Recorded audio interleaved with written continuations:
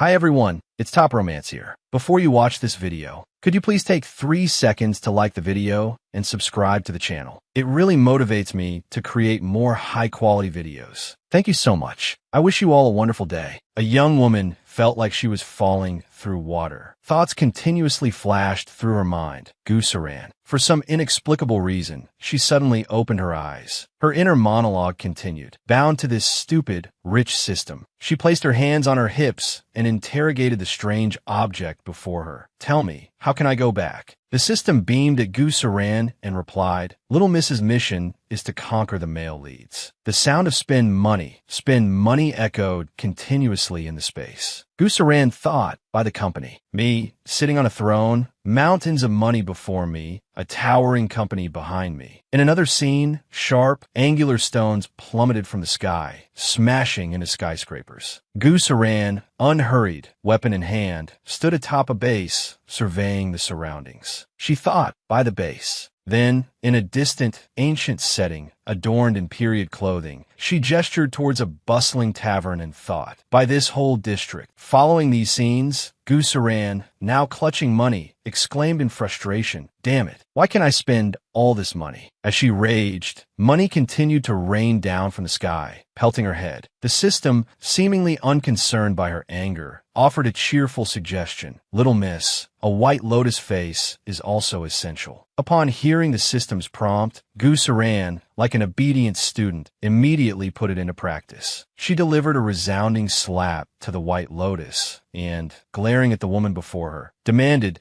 Since when did it become your place to tell me what to do? In another scene, dressed in exquisite ancient attire, she addressed a naked figure weeping on a bed. It's all your fault. All because of you. Gooseran's expression remained unchanged as she calmly replied, My dear, sweet sister, you were caught red-handed in the emperor's bed. How can you blame me? Next, she held a gun, aimed directly at a woman. The terrified woman quickly pleaded, Sister, let me explain. It's not what you think. We're just friends. Gooseran, unmoved, retorted, Go explain it to the king of hell. Let me send you on your way. The small system, hovering in midair, addressed her. Little Miss, you also need to give the male lead a good person card. You can't let him turn evil. Gooseran, bewildered, asked, Who's the male lead? The system, sweating, replied, The one who was just bullied in front of you, Little Mississippi. The image of a man with neat white hair and a captivating face flashed through her mind. The thought of the male lead turning evil enraged Gooseran. Brandishing a large sword, she chased the system while yelling, Why didn't you tell me sooner? The system, desperately fleeing, exclaimed, I thought you would save him. After a prolonged chase, she came to a conclusion. This quality is unacceptable. Flustered, she pinned the so-called male lead against a wall and declared domineeringly, From now on, I will protect you. Before he could respond, she continued, Do you think I'm a good person? The scene shifted to a terrifying landscape of crumbling skyscrapers. Hordes of zombies swarmed below. Leaping from an armored vehicle, she extended a hand towards the male lead and urged, It's dangerous out here. Get in the car. The male lead sat fearfully on the ground. In another scene, set in ancient times, Gooseran, dressed in a feminine purple robe,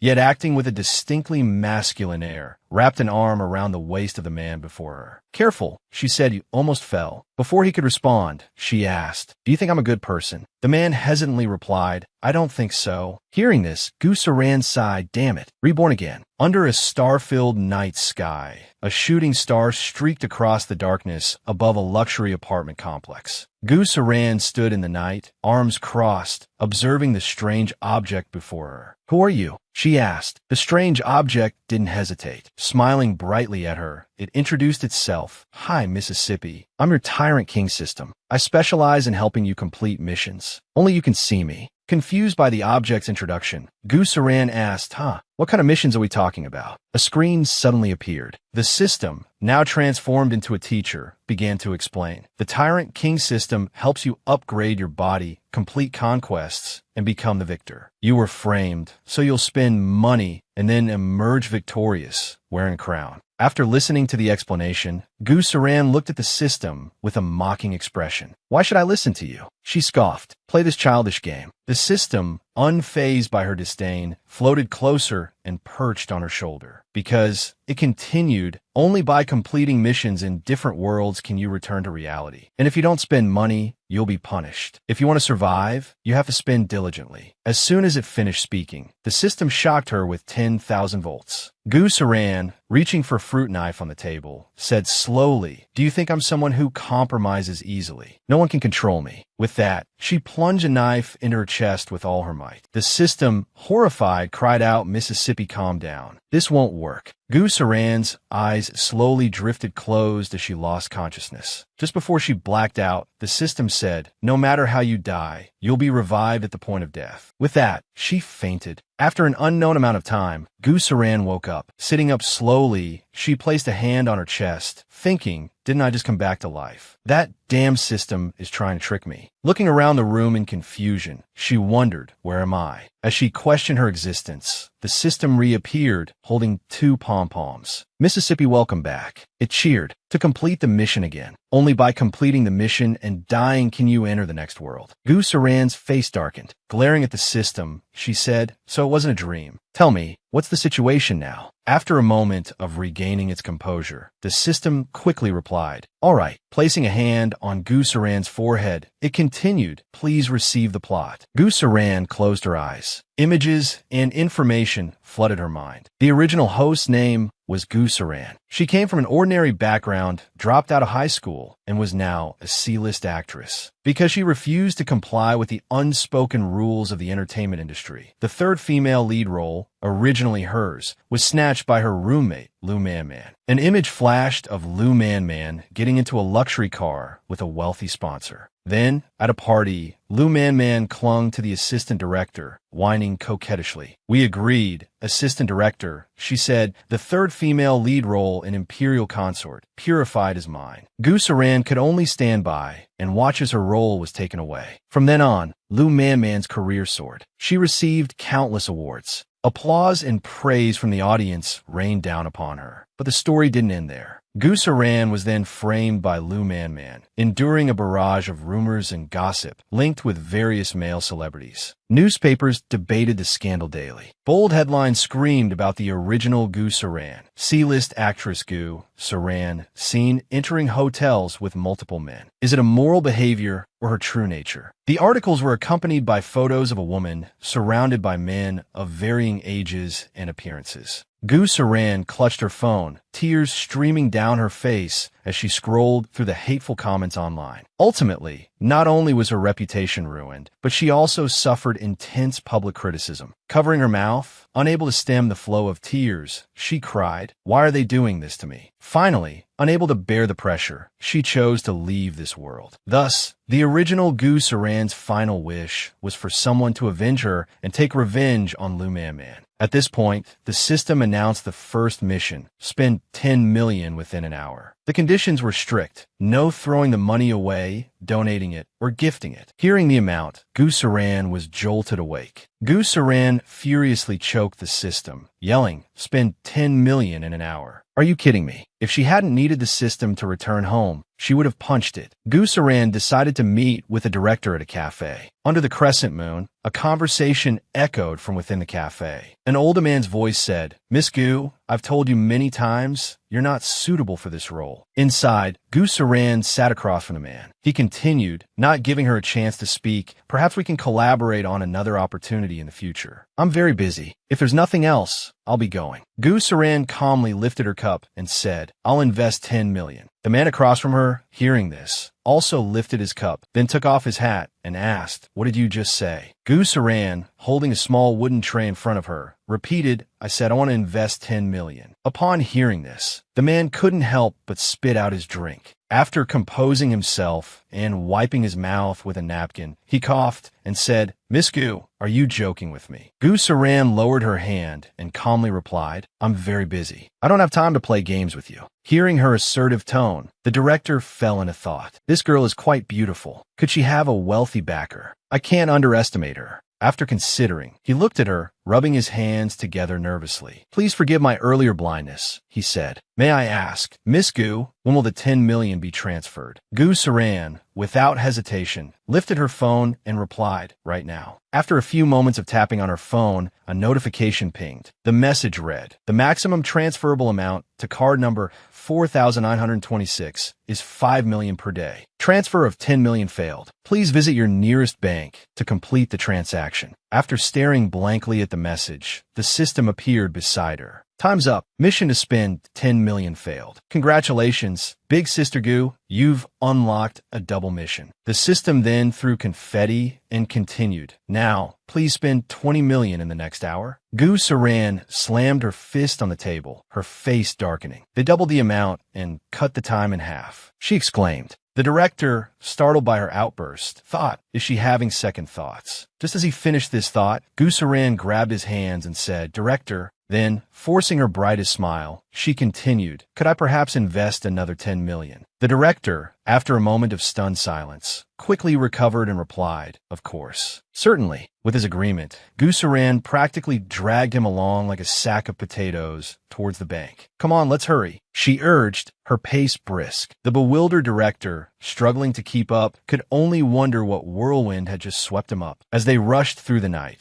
the sky above the apartment complex deepened into a late-night hue. Back at the apartment, Gu Saran collapsed onto the sofa, sighing in relief. "Thank goodness the director had a contact at the bank," she muttered. "Otherwise, completing this mission tonight would have been impossible." The system, hovering in the air before her, chirped excitedly, "Congratulations, Big Sister Gu, on successfully spending 20 million. It winked. "You've earned a 10 million bonus." Gu Saran's expression turned serious. Fixing the system with a sharp look, she demanded, "The bonus isn't doubled." The system, visibly sweating, stammered, That's correct. The penalty doubles, but the reward doesn't. If you run out of time, Big Sister, you'll have to start over." As they were speaking, a voice called out from the doorway, interrupting their conversation. Both Gu Saran and the system turned to see a woman entering the apartment. Looking directly at Gu Saran, she spoke, "Are you all right?" The system quickly covered its mouth, whispering, "That's the original host's roommate. And the one who ruined her life," it added under its breath. Lu Man, seeing Gu Saran's silence, crossed her arms and continued, "Gu Saran, don't blame me for taking your role. This is how society works. It's all about talent." Gu Saran, disgusted by Lu Man's shameless words, didn't bother responding and simply turned to leave. Lu Man, taken aback by the blatant disregard, thought, "She's ignoring me." But before she could dwell on it, she called out to Gu Saran's retreating back, "If you beg me, I could put in a good word with the assistant director. You could play my maid. It even has lines." Gu Saran paused, turned back, and gave Lu Man an icy stare. "Not interested," she said flatly before turning and walking into her room, slamming the door shut. Lu Man, left standing in the doorway, scoffed. "Playing hard to get," she muttered. A week passed. On a bustling film set, a man with a megaphone called out, "Everyone get ready. We're about to start filming." The crew scurried around, making final preparations for the scene.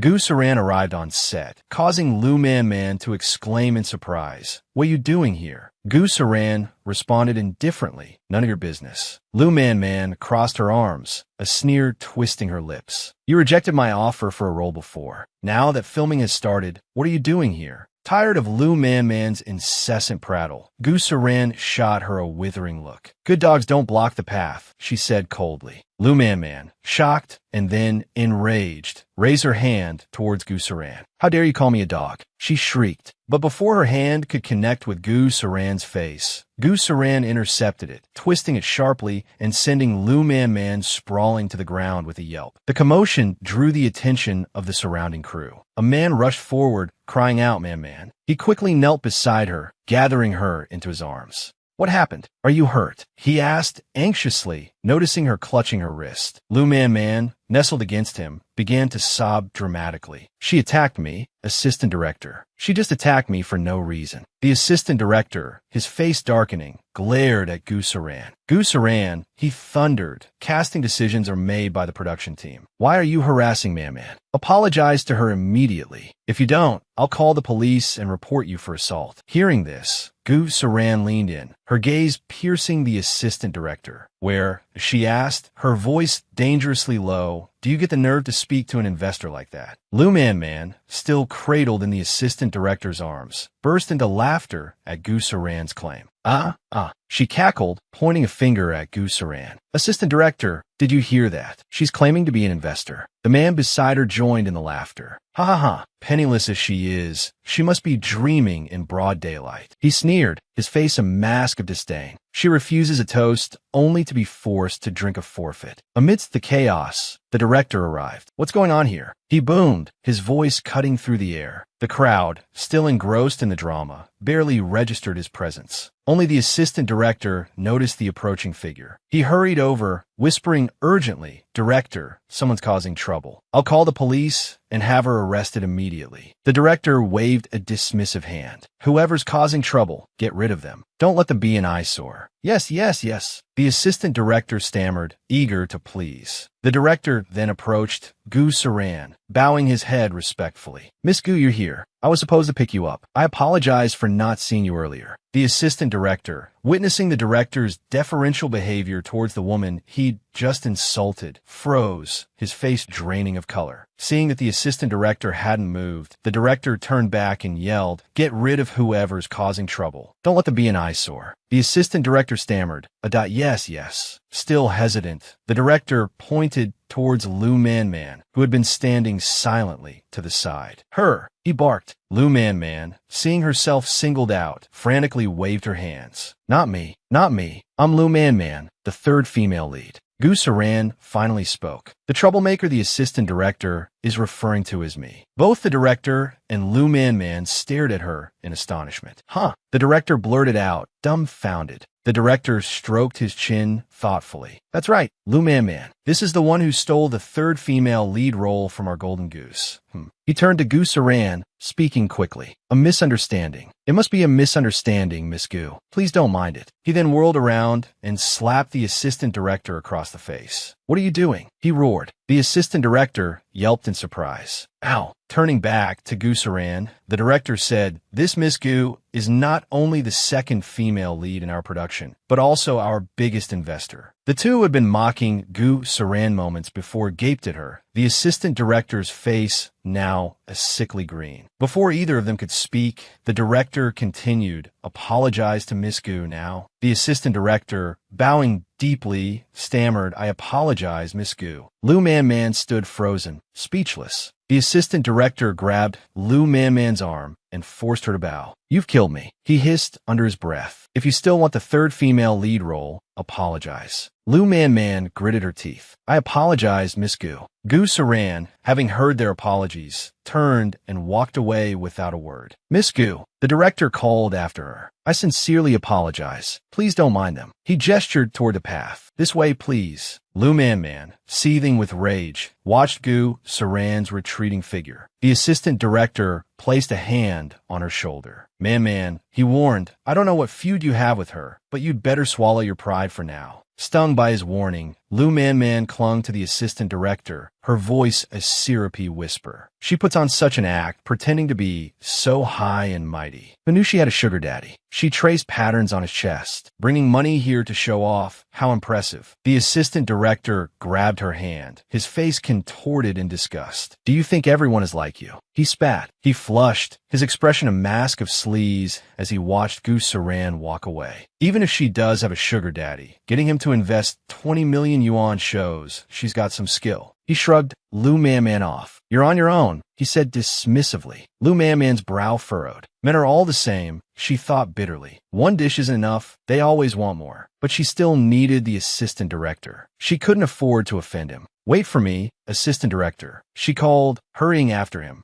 A nearby cafe, Gu Saran emerged, a cup of coffee in her hand. A sudden commotion caught her attention. A man in an expensive suit was slapping a young man, berating him. "You don't know what's good for you, boy. Our young miss taking an interest in you is your good fortune." The young man, caught off guard by the sudden blow, could only reel from the impact. The man grabbed his shirt. "Next time you dare refuse her, I'll cripple you." He shoved the young man to the ground, adjusted his suit, and walked away. The young man, bruised and shaken, slowly got to his feet. He saw Gu Saran standing nearby. Gu Saran stared at the young man's bruised face. He managed a weak smile. Hello, could you? Before he could finish, Gu Saran turned and walked away. Suddenly, the system appeared before her, presenting a new mission. Hidden mission. Prevent Su Ziyu's descent into darkness. Obtain a good person card from Su Ziyu. Sufiu, who is that? Gu Saran asked. The system, rubbing its head, replied, the young man who just got knocked down. Gu Saran frowned. Why didn't you say so earlier? The system looked helpless. I thought you would help him. It's not too late to go back, big sister. Back at the cafe, the young man was gone. The system, sweating nervously under Gu Saran's sharp gaze, stammered, You'll see him again later. I'll give you his information. It rubbed its head again. Let me give you Su Ziyu's profile. With a snap of its fingers, Su Ziyu's photo and personal information appeared. Su Ziyu became famous after filming a youth drama. He's got a very handsome face. An image of him on a magazine cover flashed across the screen. Some powerful women took a liking to him and tried to use the unspoken rules of the entertainment industry to their advantage. The image of a stern-faced woman appeared. Su Ziyu refused, so she blacklisted him. A picture of Su Ziyu, tears streaming down his face, appeared. Then, the system continued, its voice somber. He was drugged and taken to her bed. An image of Su Ziyu, his body covered in bite marks, his face a mixture of anger and despair, flashed across the screen. The next day, on a bustling film set, Gu Saran stood dressed in an elaborate costume. The system hovered beside her. Su Ziyu is still lying low right now. Big sister. Wait for the right moment to give him the good person card. Don't be too hasty. Gu Saran remained silent. Suddenly, two women walked past Gu Saran, their voices hushed. One, her hair tied back, leaned in conspiratorially. Did you hear? Gu Saran is being kept by some old man. That's how she got into the production. The other woman gasped, covering her mouth. So young, and already going down the wrong path. Gu Saran, overhearing the whispers, thought, here we go again, more gossip and rumors. Lu Manman's tactics are so low. Just then, the director's voice boomed through a megaphone. Everyone, get ready. Imperial Consorts Purge, Episode 2, Scene 3, Action. At the director's call, Gu Saran closed her eyes, her hand resting on the sword at her hip. Behind her stood her soldiers. Opening her eyes, she spoke with regal authority. Those who dare to defy the Emperor's will, she paused, her voice deepening, will be annihilated. Cut! The director's voice rang out, followed by enthusiastic applause. His eyes sparkled as he looked at Gu Saran. She walked towards him as he continued clapping, showering her with praise. Miss Gu, you're natural. This role, this valiant and skilled general, it was made for you. Gu Saran looked at the effusive director and replied calmly, You're too kind, director. As she finished speaking, the system materialized. It perched on her shoulder. Main mission, please spend 20,000 yuan within 30 minutes. Gu Saran looked at it, puzzled. Only 20,000 this time. The system, its little hands flapping excitedly, replied, That's right. But I'm so happy, big sister. You want to spend even more money now.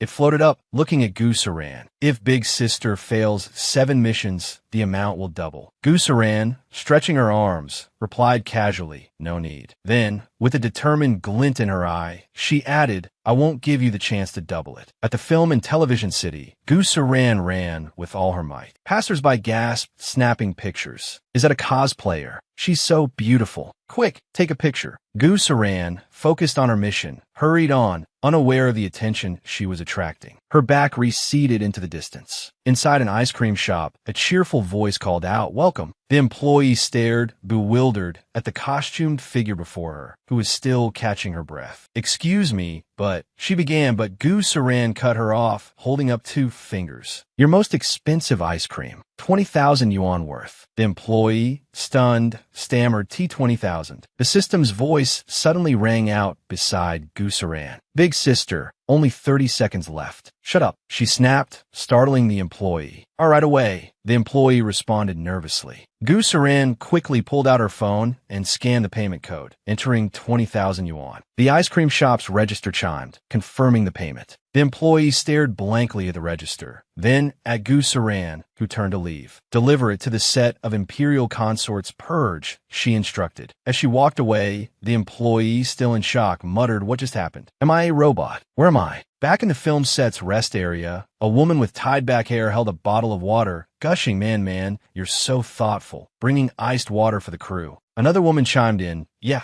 not like that cosplayer. Finished filming and disappeared. Probably off in some rich guy's car. She glanced pointedly at Gu Saran, who was resting nearby. Lu Man, twirling a strand of hair, replied sweetly, I just wanted to do something nice for everyone. It's so hot out here, I feel bad for you all. As the three women continued gossiping, a delivery man arrived, carrying boxes of ice cream. He set them down with a grunt, wiping his brow. Someone sure ordered a lot of ice cream. After that thought, he held up the receipt and shouted, whoever ordered 20,000 yuan worth of ice cream, come sign for it. The delivery man's voice stopped the gossiping trio. The short-haired woman gaped. Who would order 20,000 yuan worth of ice cream? Do they own a gold mine? As the three of them wondered about the identity of this extravagant spender, Gu Saran stood up and walked towards the delivery man. Seeing her approach, the delivery man surprised the women who had just been mocking her. The delivery man, upon seeing Gu Saran, quickly said, hello, please sign here. Gu Saran, without a word, signed the receipt. Just then, Lu Man approached her and asked, Saran, was it you? Did you order this? Gu Saran replied indifferently, yes. She then glanced at the other two women, who were still whispering about her, and said, the two of you, please distribute this to everyone. The women, as if suddenly realizing something, thought, so she bought it for us. The two women quickly responded, of course, Miss Gu. Leave this task to us. After they scurried off, Lu Man, fuming, slammed her hand against the wall. Suddenly, something caught her eye. Gu Saran's dressing room. She quietly opened the door and slipped inside. After looking around, she noticed a costume hanging on the wall. It immediately caught her attention. Lu Man approached the costume, thinking, this is Gu Saran's costume for the next scene. A wicked smile spread across her face. Meanwhile, a woman following Gu Saran reported, Miss Gu, you only have one scene today, the scene where the general returns victorious and attends the emperor's banquet. As they reached Gu Saran's dressing room, the woman quickly opened the door and said, Miss Gu, please come in. Your costume is ready. Entering the room, the woman pulled a magazine from her bag. Oh, right, Miss Gu, here's the magazine you wanted. Gu Saran quickly took the magazine, saying, thank you. She sat down, and the woman beside her said, let me help you with your makeup now. Gu Saran didn't refuse, replying, all right. Suddenly, a ding sounded. The system appeared, landing on her head. Mission, in half a month, there will be a gala. You must attend to save Su Ziyu. If you fail 7 missions, everything will reset. Gu Saran calmly replied, understood. Then, she wrinkled her nose, detecting a strange scent. Something's not right, she muttered. Wait, she said, looking up. Are you wearing Miracle number 38 perfume? The woman looked bewildered, quickly responding, no, I'm not wearing any perfume. Gu Saran, suspicious, continued, if it's not you. She looked in the mirror and scanned the room. Then whoever is wearing that perfume is targeting me. She then instructed, check all the props used in the next scene, especially the costume. Outside, everyone was ready. The cameraman gave a thumbs up and shouted, all departments, prepare. Action. As soon as he finished speaking, Gu Saran stepped into character. She bowed before the emperor, saying, your humble servant greets your majesty. The emperor quickly replied, General, rise. He then praised her lavishly. General, you have achieved great victories on the battlefield and made numerous contributions to our great yen. You are truly a heroine. Hearing the praise from the emperor, Gu Saran humbly replied, your majesty is too kind. Suddenly, someone rushed in from outside, bowing and announcing, your majesty, the daughter of the Jiang family requests permission to perform a dance for you. The emperor slowly closed his eyes and replied, granted. Then, looking at Gu Saran, he continued, General, please be seated. Gu Saran quickly responded. After completing her bow, she turned and headed towards her seat. Just then, Lu Man entered. As she approached Gu Saran, a triumphant smirk played on her lips. Just you wait, Gu Saran. You're about to be humiliated.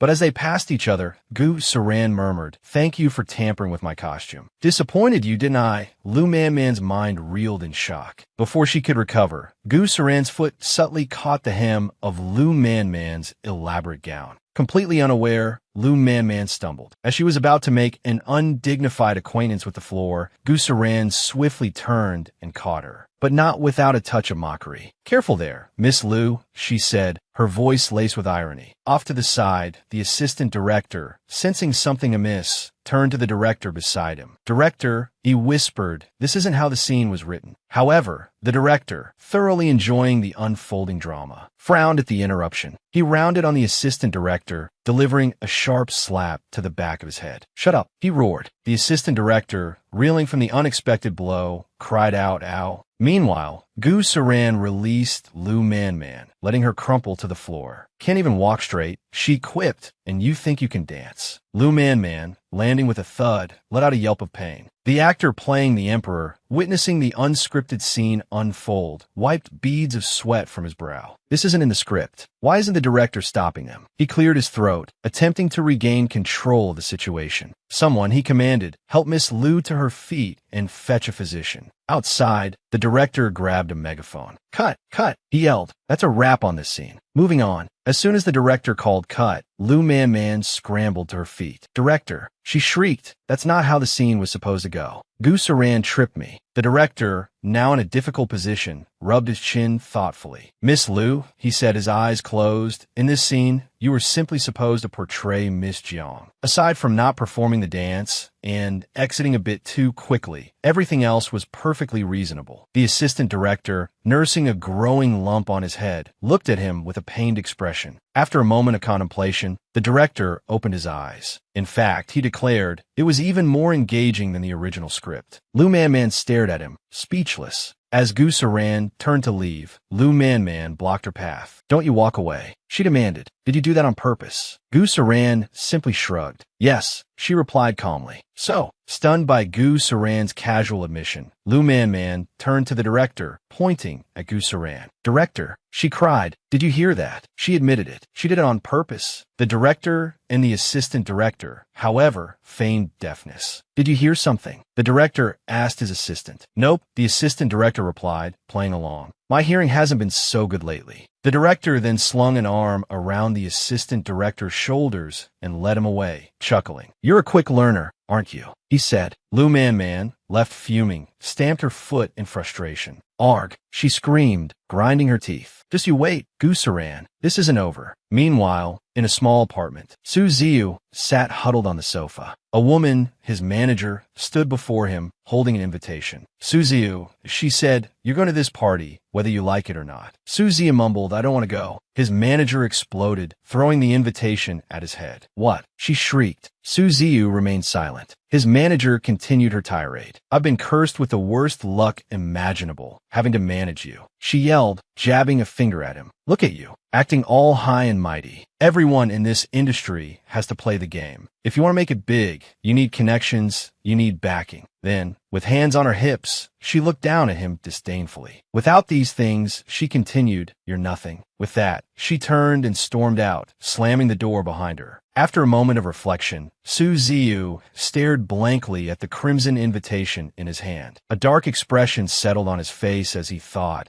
is it true that without connections and backing, you're just trampled on? Meanwhile, at the lavish party, tables overflowed with delicacies and expensive wines. Gu Saran, a glass of wine in hand, surveyed the room. Su Ziyu must have arrived already, she thought. I need to find him. Just then, a voice beside her caught her attention. A hand holding a wine glass was extended towards her. "Beautiful lady," the voice purred. Gu Saran turned to see a sharply dressed man with slicked back hair. He gestured with his wine glass. "Would you mind sharing a drink with me, if you're not otherwise engaged?" Gu Saran coolly replied, "I do mind," and turned away, leaving the stunned man in her wake. Undeterred, he smoothed back his hair and muttered to himself, "I've actually been rejected. Interesting." He then watched Gu Saran's retreating figure and added, with the air of a CEO, "Very interesting." After searching for a while, the system appeared, pointing in a direction. "Miss Gu, I found Su Ziyu. He's over there." Following the system's guidance, Gu Saran looked over to see two imposing bodyguards standing guard in front of a dark curtain. Before them, a woman held Su Ziyu's chin in her hand, her voice dripping with flirtation. "I just love this aloof demeanor of yours," she said. "The ones I called before were so boring." Su Ziyu, his brow furrowed, looked at her with distaste. "Miss," he said, "what do I have to do to get you to leave me alone?" The woman simply laughed, covering her mouth with her hand. "How about this?" she said, picking up a glass of wine. She swirled the liquid in the glass. "Drink this and you can go." Su Ziyu ate it, half suspiciously. Just drink this and you'll let me go?" he asked. The woman didn't hesitate. "I'm a woman of my word," she replied. Hearing her confirmation, Su Ziyu reached for the glass. "Thank you, Miss Chow," he said. He then downed the entire glass in one gulp. The woman watched him, a flicker of something unreadable in her eyes. Drops of wine spilled from his lips and trailed down his neck, his Adam's apple bobbing as he swallowed. It was a captivating sight. Su Ziyu placed the empty glass back on the table. The woman beside him chuckled softly. Su Ziyu's face flushed, and he swayed slightly, the alcohol quickly taking effect. "This wine is strong," he mumbled. The woman's expression turned predatory. "You're quite the treasure," she purred. Su Ziyu, oblivious, stumbled to his feet. "Well then, Miss Chow," he slurred, "I'll be going now." He swayed again, bracing himself against the table. Miss Chow watched his clumsy retreat with a wicked smile. Suddenly, Su Ziyu lost his balance and stumbled backward. "What's happening to me?" he thought, his face burning. He landed in Miss Chow's arms. She held him close, whispering in his ear, "Don't worry, Susie. After tonight, I'll let you go." Then, turning to her bodyguards, she ordered, "Take him my room, and don't let anyone see." "Yes, ma'am," the bodyguards replied. Outside the room, the system solidified the scene. After witnessing what transpired inside, it couldn't help but cover its mouth in alarm. "Miss Gu, aren't you going to do anything?" it exclaimed. Contrary to the system's panic, Gu Saran calmly swirled the wine in her glass. "There's no rush," she replied.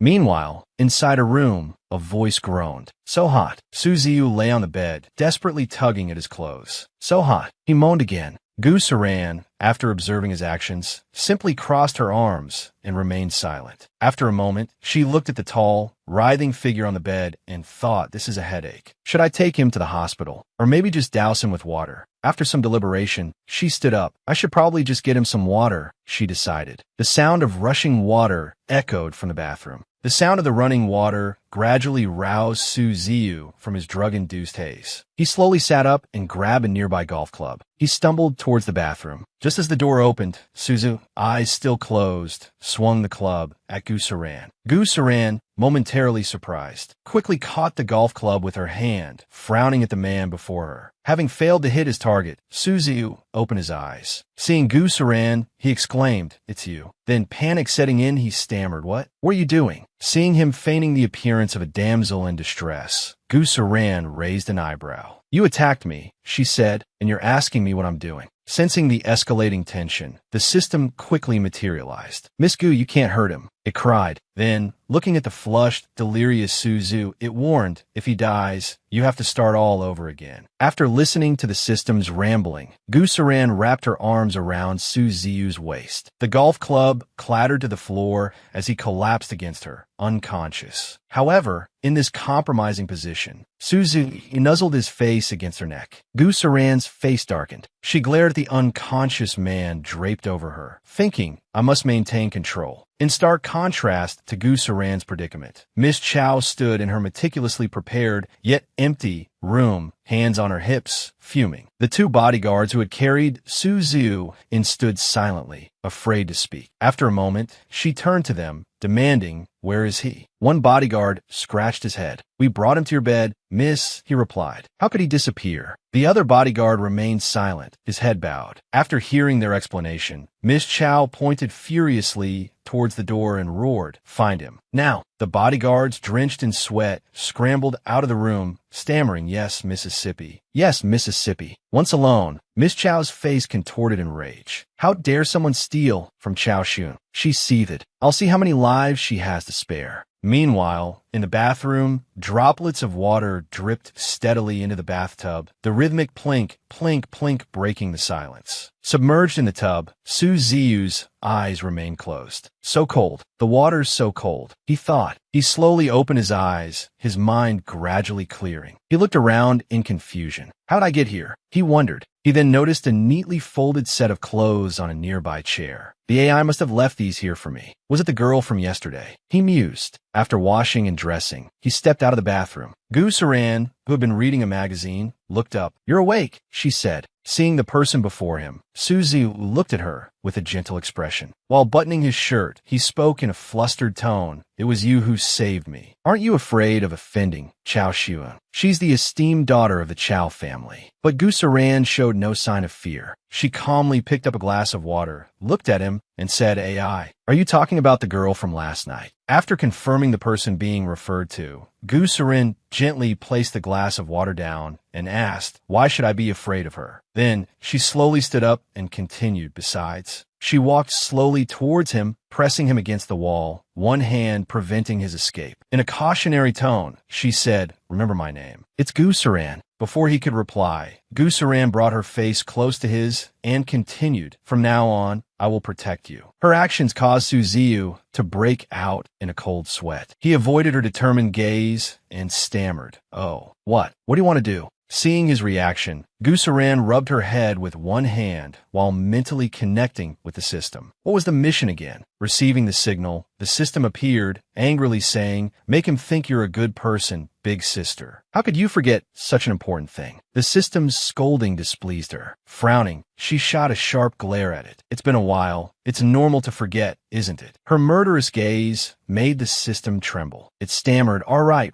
It has been a while." After suppressing the system, Gu Saran looked at the man she had been pinning against the wall. "Do you think I'm a good person?" she asked. The strange question from someone he barely knew startled Su Ziyu. A good person. A moment of silence filled the room. After avoiding her gaze for a moment, he looked directly at Gu Saran, his demeanor completely different from before. "Thank you, Miss Gu," he replied. Gu Saran was surprised by his strange expression and tone. Is this the same timid man from just now? He was so guarded before. Having realized this, Gu Saran released Su Ziyu. She stepped aside and said, "Clean yourself up. I'll take you home." He simply replied, "All right." After she left, he muttered to himself, "Just another Chao Xuan, only with more sophisticated methods." Meanwhile, outside the luxury hotel, Gu Saran and Su Ziyu were leaving when they unexpectedly bumped into someone they didn't want to see, Miss Chao Xuan. She had been standing there for some time. Seeing them emerge from the hotel together, she flew into a rage, placing one hand on her hip and pointing at them with the other. "You two, stop right there," she yelled. Her shout echoed, attracting their attention. After they stopped, she, without any reservation, pointed at Gu Saran and questioned Suzu, "Were you with this woman all night?" Hearing her question, he looked at Gu Saran and frankly admitted, "Yes." His unexpected attitude and words shocked Chao Xun, her eyes widening in disbelief. She then yelled and tried to slap Suzu. "Slut." But before her hand could reach his face, another hand intercepted it. This sudden action startled Su Ziyu, who had nearly been slapped, and he looked at Gu Saran with surprise. Gu Saran, after blocking Chao Xuyun's slap, warned, "Hitting my person in front of me. Do you think I don't exist?" Chao Xuyun's face twisted in fury after hearing her words. She glared at Gu Saran and shouted, "Scoff. Your person. You dare. Do you even know who I, Chao Xuyun, am? And you dare claim he's yours?" Gu Saran, without hesitation, flung Chao Xuyun's hand away with a dismissive humph. With her considerable strength, she sent the woman, who had been screeching at the slightest touch, sprawling to the ground. Chao Xuyun cried out in pain. Before Chao Xuyun could unleash a torrent of insults, Gu Saran cut her off with a warning. "You know exactly how effective the drug you slipped him last night was. After all, you should be thanking me." Hearing her secret actions laid bare stunned Chao Xun, who was still sprawled on the pavement. Gu Saran leaned down, whispering in her ear, "You wasn't bad, by the way." She then licked her lips, adding with a suggestive tone, "Truly top tier." The realization that the man she had schemed to obtain was not only in someone else's hands, but also being praised right in front of her darkened Chao Xuyun's face. Ignoring the stunned woman sitting on the ground, Gu Saran turned to leave with Su Ziyu. "Let's go," she said to him. "I'll take you home." Chao Xuyun remained on the ground, her brow furrowed as she watched them walk away. She gritted her teeth, her hands clenching into fists as she pounded the pavement. "Damn it," she hissed. "I'll find out who that bitch is." 3 days later, in a luxurious apartment, Su Ziyu sat facing a sharply dressed man holding a document. "From today onwards, I am Mr. Su's new agent," the man announced. Before Su Ziyu could respond, the man placed the document on the table. "This is the new contract." After processing the situation, Su Ziyu asked slowly, Why would the company assign such a distinguished agent to me? The man calmly adjusted his glasses. I'm not an agent from Tindyu. CEO Gu hired me personally. Suziu's confusion deepened. Are you here to poach me from Tindyu? The agent simply replied, I've reviewed your work, Mr. Su. You have a natural talent. Your acting is quite good. Su Ziyu furrowed his brow, skeptical. That can't be the only reason you want to poach me, can it? The agent, unfazed, replied, I have a question for you, Mr. Su. Why do you act? The unexpected question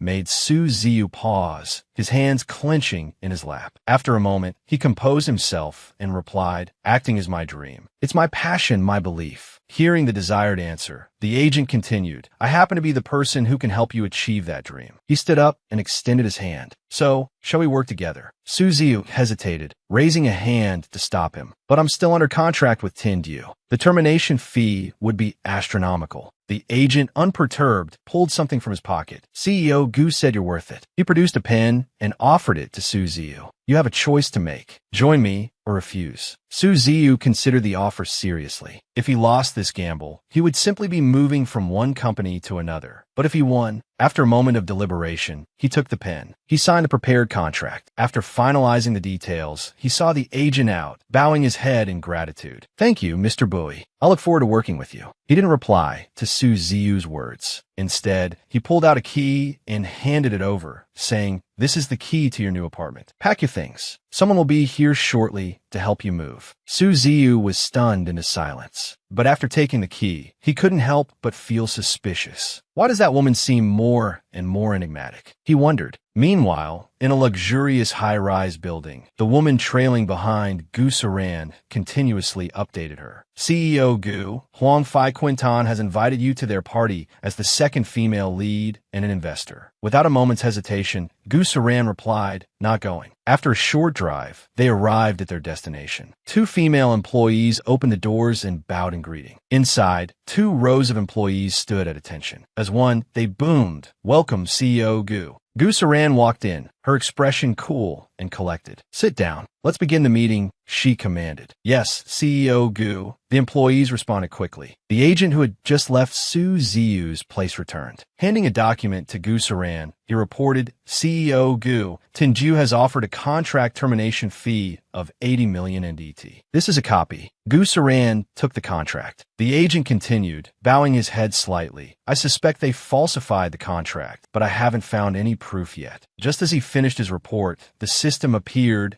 beaming, with a new mission. Main mission, acquire a company within 10 days. Gu Saran, using her thoughts, immediately inquired about the budget. The system responded cheerfully, unlimited funds. We're not short on money. Having received the answer she wanted, Gu Saran, a small smile playing on her lips, looked at the agent and asked, Tindyu correct? The agent, slightly startled by her sudden change in demeanor, quickly confirmed, yes. Slamming the contract down on the table, Gu Saran continued, an exorbitant termination fee. Is that all? Her actions and words stunned everyone in the meeting room. Before they could recover, she went on, I established this group to help me spend money. Now, I'm giving you a task. She paused, then calmly stated, acquire Tindyu within 3 days. Unlimited funds. The attendees were dumbfounded by the task their CEO had just assigned. Acquire Tindyu. How audacious. Seeing their stunned expressions, Gu Saran barked. Do you all understand? Everyone quickly scrambled to their feet, bowing their heads. Yes, CEO Gu. They chorused. As the sky began to turn orange at Tindyu's headquarters, the agent who had been at Su Zhu's apartment stood at the company gates, a document in hand, lost in thought. 3 days ago, I swore I wouldn't work for Tindyu. He recalled his own emphatic declaration. I am not an agent for Tindyu. Adjusting his glasses, he chuckled wryly. Life, huh? You never know what's going to happen next. After a moment of self-deprecating amusement, he stepped into Tindyu. Approaching the reception desk, he announced calmly, I am Bowie Vu, Tindyu's new agent director. Upon hearing his introduction, the receptionist quickly gestured toward the direction. Hello, Mr. Bowie, please come this way. The sky had darkened, and a crescent moon illuminated the quiet night. In a luxury apartment, Suzy lay sprawled on the sofa, phone in hand, a conflicted expression on his face. Should I thank her? He pondered. She not only saved me, but she also helped me get out of my contract. With a hesitant look, he typed 2 words into the message box. Thank you. After sending the message, he lay back down, one hand holding his phone to his chest, the other covering his face as he thought anxiously, but is she like the others? Or is she just trying to control me? Then Gusaran's image flashed through his mind. Suziu covered one eye, lost in thought, but her eyes hold only coldness. He mused, a stark contrast to the tangled mess of emotions within me. Meanwhile, Gusaran had just finished showering. She emerged wrapped in a towel, drying her dripping hair with another. A notification pinged from her phone caught her attention. Picking it up with one hand, she saw 2 words from Suziu. Thank you. Gusaran replied, unhurriedly, you're welcome. Seeing the utter indifference of the reply, the system materialized, frantically trying to stop Gusaran while nagging. Hey, Mississippi, if you don't know how to talk to people, you can ask for my help. Shouldn't you be a little more caring right now? Add a few more words. Then wouldn't you have secured the good person card? But Gusaran, ignoring the system entirely, turned to leave. Undeterred, the system clung to her shoulder, continuing, just say you're welcome. It won't kill you. Even if they want to talk to you, they have absolutely no idea what to say. Annoyed by the system's incessant chatter, Gusaran shot in an icy glare. Isn't this all your fault? What kind of ridiculous mission is this? Seeing the murderous look in her eyes, the system fell silent, not daring to utter another word. As she bent down to place her phone on the table, the rambling system piped up again, announcing the next main mission. Within 3 days, you must participate in the Challenge the Stars program. Settling onto the sofa with the remote in hand, Gusaran slowly asked, is that program something anyone can join? Does their show have such high ratings? They're not short on money, are they? Hearing her words, the system chuckled. Pulling out a pair of sunglasses, it put them on and replied, trust me, Mississippi. If anyone in this world says they're not short on money, it just means they haven't spent enough of it. Time flew by, and a week later, at the Challenge the Stars film set, the stage was set with the program's backdrop. A red carpet stretched across the stage floor. 3 people were already seated, while outside, fans and the press buzzed with excitement. Suddenly, a luxurious black car pulled up. On stage, a woman with her hair tied in 2 buns glanced at the person beside her and sighed, Man, there are so many people here today. This studio is huge. After listening, Man covered her mouth and whispered, I heard the director say that someone sponsored the next 2 seasons. Hearing this, the woman with the buns gasped, covering her mouth. Sponsored 2 seasons directly. Just how much money is that? Outside, a hand quickly opened the car door. As the man finished opening the door, a foot stepped out. The announcer's voice boomed. Here is the newest member of our Challenge the Stars program. Gusaran, stepping out of the car and adjusting her hair, heard the host shout, Miss Gusaran. Man's eyes widened in surprise. She furrowed her brow. Why? Why is it her again? She wondered. Could she be the one who sponsored the next 2 seasons? At that moment, Gusaran slowly made her way towards the seats on stage. The woman next to Man jumped to her feet, exclaiming, it's Siegu, the best actor. The man who had offered Gusaran a drink at the party, but was rejected, appeared in a sharp suit. He struck a pose, radiating his handsome aura. The host, microphone in hand, excitedly announced, this next guest needs no introduction, the announcer declared. Best actor, Siegu. Meanwhile, Man sat with her arms crossed, glaring at the starstruck woman beside her. Feng Xiao. She hissed, you scare me to death. But Feng Xiao was oblivious, her eyes glued to the handsome actor, practically drooling. So handsome, she thought. Finally, she regained some composure and, noticing Man's simmering silence, looped her arm through hers. Siegu isn't just a best actor, she gushed. He has a powerful family backing him. Huanfei Media is one of their businesses. Man's eyes widened in surprise. She forced a laugh, gently pulling her arm free. Really, you're so well informed. But Feng Xiao, still fixated on Siegu, propped her chin on her hands and continued her breathless commentary. I can't believe I'm on the same show as Siegu. I'm so happy. Beside her, Man's expression soured. This is the sponsor my benefactor brought me here to meet, she thought. How could I not know who he was? The atmosphere crackled with excitement. Fans screamed, vying for Sieju's attention. He strolled across the stage, then paused, his gaze settling on Gusaran, who was engrossed in her phone. Recognizing her, a knowing smile played on Sieju's lips. It's her, he thought. I never expected to see her here. As Sieju's car pulled away, another sleek vehicle approached. The crowd outside surged forward. They're here. They're here. They shouted. The host approached the car. Let's see, he announced, his voice booming, who our final guest will be. Guess correctly, and you get first pick of your teammate. From the luxurious car, a red sneaker emerged. The crowd, both men and women, gasped. Faces flushed. A triumphant grin spread across the handsome face that followed. Suziu stepped out of the car. He waved, flashing a bright smile. The crowd erupted in cheers. He's so handsome, they cried. In contrast to the general excitement, Lu Man tapped her chin thoughtfully. He looks familiar, she murmured. I feel like I've seen him somewhere before. Feng Xiao readily supplied the answer. He's the male lead from youthful Daijiangnam. It was a huge hit. Having brought Lu Man up to speed, Feng Xiao returned to her love-struck state. Su Ziyu is so handsome, she squealed, but Xie is so cool too. Who should I choose? Then, a thought struck her. She turned to Lu Man.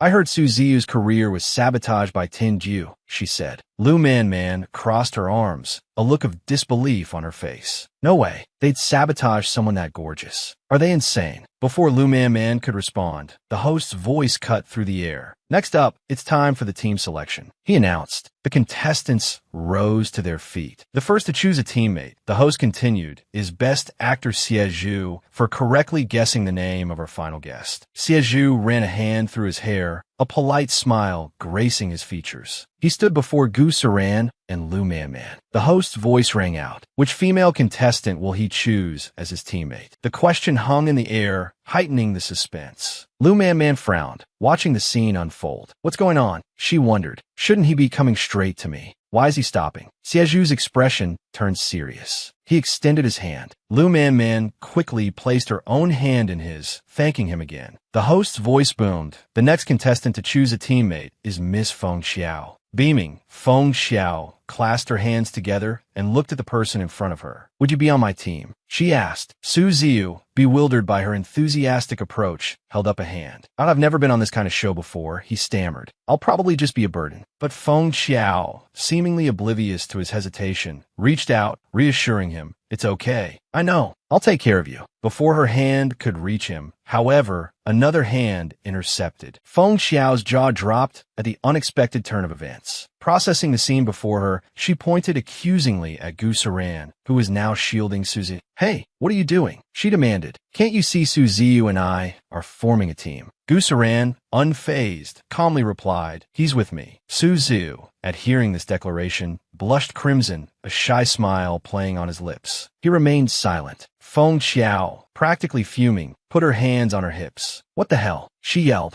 Gu Saran, ignoring her outburst, took Su Ziyu's hand and led him away. The remaining contestant approached Feng Xiao, placing a hand on her shoulder. Sister Qiao, he began hesitantly. Would you be on my team? Feng Xiao, momentarily stunned, quickly recovered her composure and plastered on a sweet smile, a stark contrast to her previous fury. Sure, she replied. I'm good with anything. Sometime later, an expensive black car cruised down the road. Su Ziyu was driving, focused on the road ahead. Beside him, Gu Saran rested her chin on her hand, dozing. In the back, two crew members from Challenge the Stars filmed the pair. The silence in the car was so thick, you could hear a pin drop. The two crew members exchanged glances. The man looked at his colleague wearing a hat and gestured subtly. Why are they so quiet? He mouthed. Were we even supposed to film? The man in the hat shrugged. Director's orders, he mouthed back. I don't know what I did to offend him, but he stuck me with this team. There goes my bonus this year. As they were whispering, Su Ziyu suddenly slowed the car. He pulled over to the side of the road. Gu Saran, sensing something was amiss, looked over. What's wrong? She asked. Out of battery, Su Ziyu replied calmly. Gu Saran turned to the crew in the back. Did the production team do this? She inquired. The man in the hat smirked internally. Finally, some action. His colleague just rubbed his head. We just film, he said. We don't know anything. Su Ziyu rested his chin on the steering wheel, dejected. What do we do now? He sighed. There's nowhere to charge the car around here.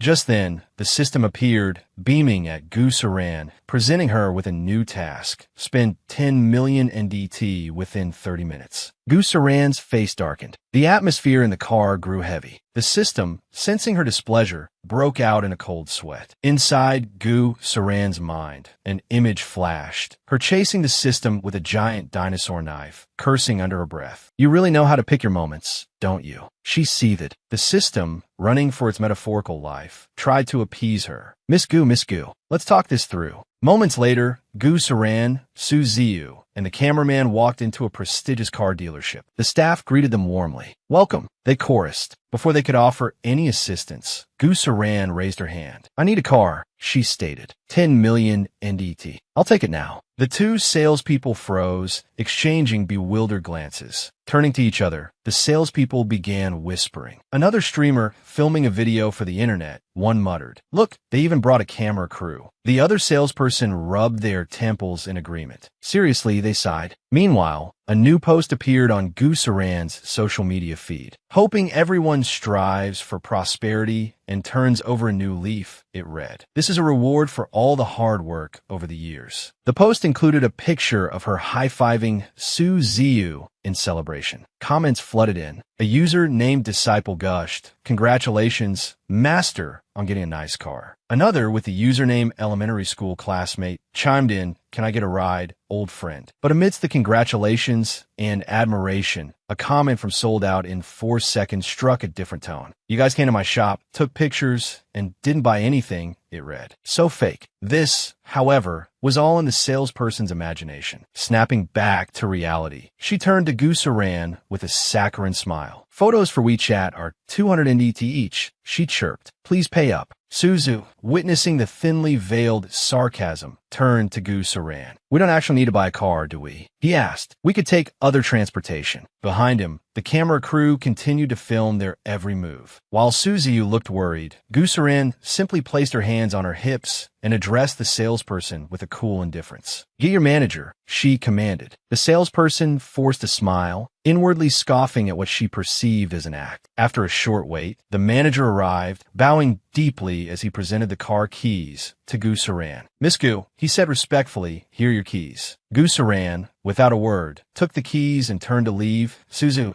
following close behind. The camera crew trailed after them, capturing every moment, leaving the manager and the two salespeople still bowed at a 90-degree angle in their wake. As soon as Gu Saran and her entourage were gone, the manager straightened up, his face now a mask of fury. He rounded on the salespeople. You judged a book by its cover. He roared, "You're fired." The two women gasped, their faces paling. One of them immediately clutched at his leg, tears streaming down her face. Please, manager, don't, she pleaded. The other quickly joined in. We know we were wrong. Meanwhile, the newly purchased 10 million NDT car cruised down the road. Inside, the seating arrangement had shifted. Gu Saran was now behind the wheel, Su Ziyu beside her, and the two crew members still in the back. The silence persisted. Hoping to break the awkward atmosphere, the crew member in the hat hesitantly spoke up.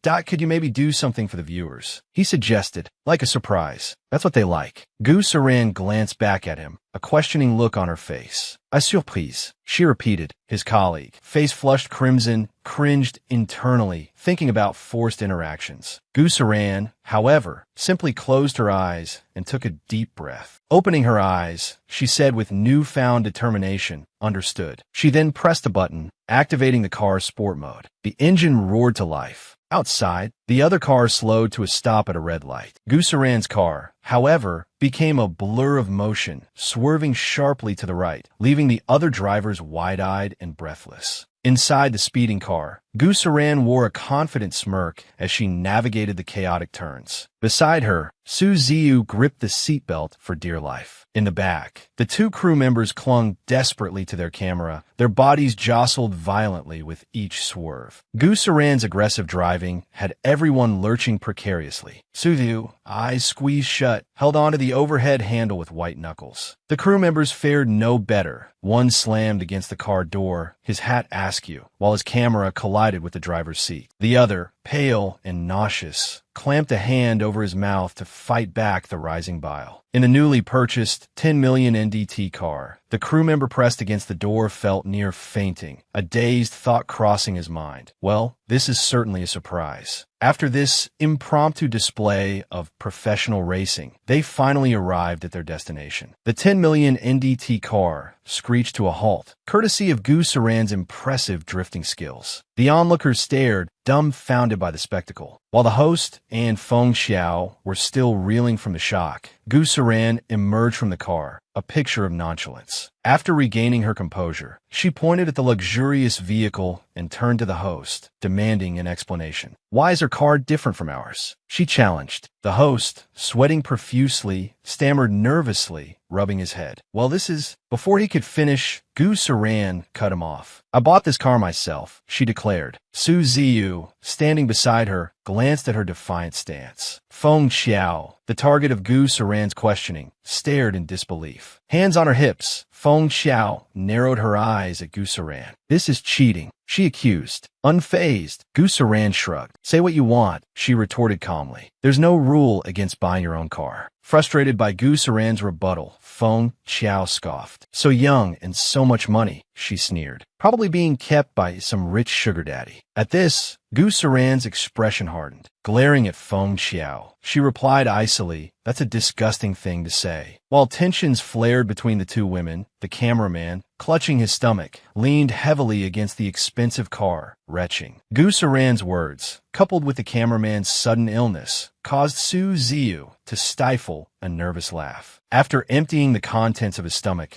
the cameraman straightened up and addressed Feng Xiao apologetically. "I'm so sorry, Miss Feng," he mumbled. "I get carsick easily." Feng Xiao, arms crossed, could only manage a disgruntled huff in response, unable to properly scold him under the circumstances. Later that night, at the shared accommodations, Su Ziyu, clad in a stylish white pajama set and clutching a pink pillow, knocked softly on Gu Saran's door. Gu Saran, sleepy and yawning, opened the door, frowning slightly at the sight of him. "What?" she asked. Barefoot and fidgeting nervously, Su Ziyu stammered. I'm a little scared," he confessed, hugging his pillow tightly, his face flushed. Gu Saran stared at him, her face darkening with annoyance. "And what does that have to do with me?" she snapped, placing a hand on her hip. Slamming the door in his face, she yelled, "Knock again, and I'll kill you." Su Ziyu, startled by her outburst, stood there, clutching his pillow, lost in thought. Does she really not want my body? He wondered. Why is she helping me then? The next morning dawned bright and clear, a gentle breeze rustling through the trees. Su Ziyu, sweating profusely, labored over a pile of ingredients he was raking to dry. A cameraman filmed his every move. Behind them, Gu Saran lay asleep on a chair, a hat pulled low over her face, oblivious to the world around her. Su Ziyu's raking slowed, his breath coming in ragged gasps, but he persevered. Seeing the situation unfold, the cameraman spoke up. "Do you need a break? I can stop filming. I can fix it in post-production later." But Su Ziyu, still raking tirelessly, declined. "It's okay. I can keep going." Hearing this, the cameraman glanced over at Gu Saran, sleeping soundly in her chair. He frowned and muttered to himself, judging the scene. TSK, this pair really doesn't have any couple vibes at all. Gu Saran is truly heartless, bullying Su Ziyu like this. Just then, Lu Man Man entered the scene, calling out Gu Saran. Gu Saran, roused by her voice, lifted the hat from her face and looked at Lu Man Man questioningly. "What is it?" she asked. The cameraman, now a keen observer, turned his camera towards the two women, thinking, "Ooh, drama. This is going to be good. Time for some juicy gossip." Lu Man Man, without hesitation, folded her arms and addressed Gu Saran directly. "I want to talk to you. Let's go over there." Gu Saran, however, showed no interest in Lu Man Man's request. She slowly sat up and replied, "I'm not going." Lu Man Man's face darkened at the refusal, her expression filled with anger. Seeing Gu Saran about to walk away, Lu Man Man quickly stepped forward and grabbed her arm, saying, "Wait a minute." This action surprised Gu Saran, while the cameraman gleefully anticipated the unfolding drama. But the moment was short-lived. Gu Saran swiftly jerked her arm free from Lu Man-Man's grasp. Lu Man-Man, losing her balance, stumbled backward and cried out. At that very moment, Siezhu appeared, seemingly out of nowhere, and exclaimed in alarm, "Man-Man, are you all right?" Seizing the opportunity, Lu Man-Man turned on the waterworks, playing the damsel in distress. "I was just wondering why Miss Gu is suddenly so rich," she sobbed, clinging to Siezhu. "Before, she was sharing a rented apartment with me. Who knew she'd become so prosperous?" Her voice dripped with a mixture of envy and resentment. Upon hearing this, Siezhu's face hardened. He thought to himself, the other teams are gathering around. This isn't going to end well. Feng Xiao, with her characteristic energy, strode forward, hands on her hips, and looked at her assigned partner. "Let's go see what's happening," she urged. In contrast to Feng Xiao's carefree demeanor, her partner hesitated, looking at her nervously. "That might not be a good idea," he mumbled. Meanwhile, Siezhu turned to Gu Saran, his brow furrowed, and questioned her. "Did you push Man-Man, Miss Gu?"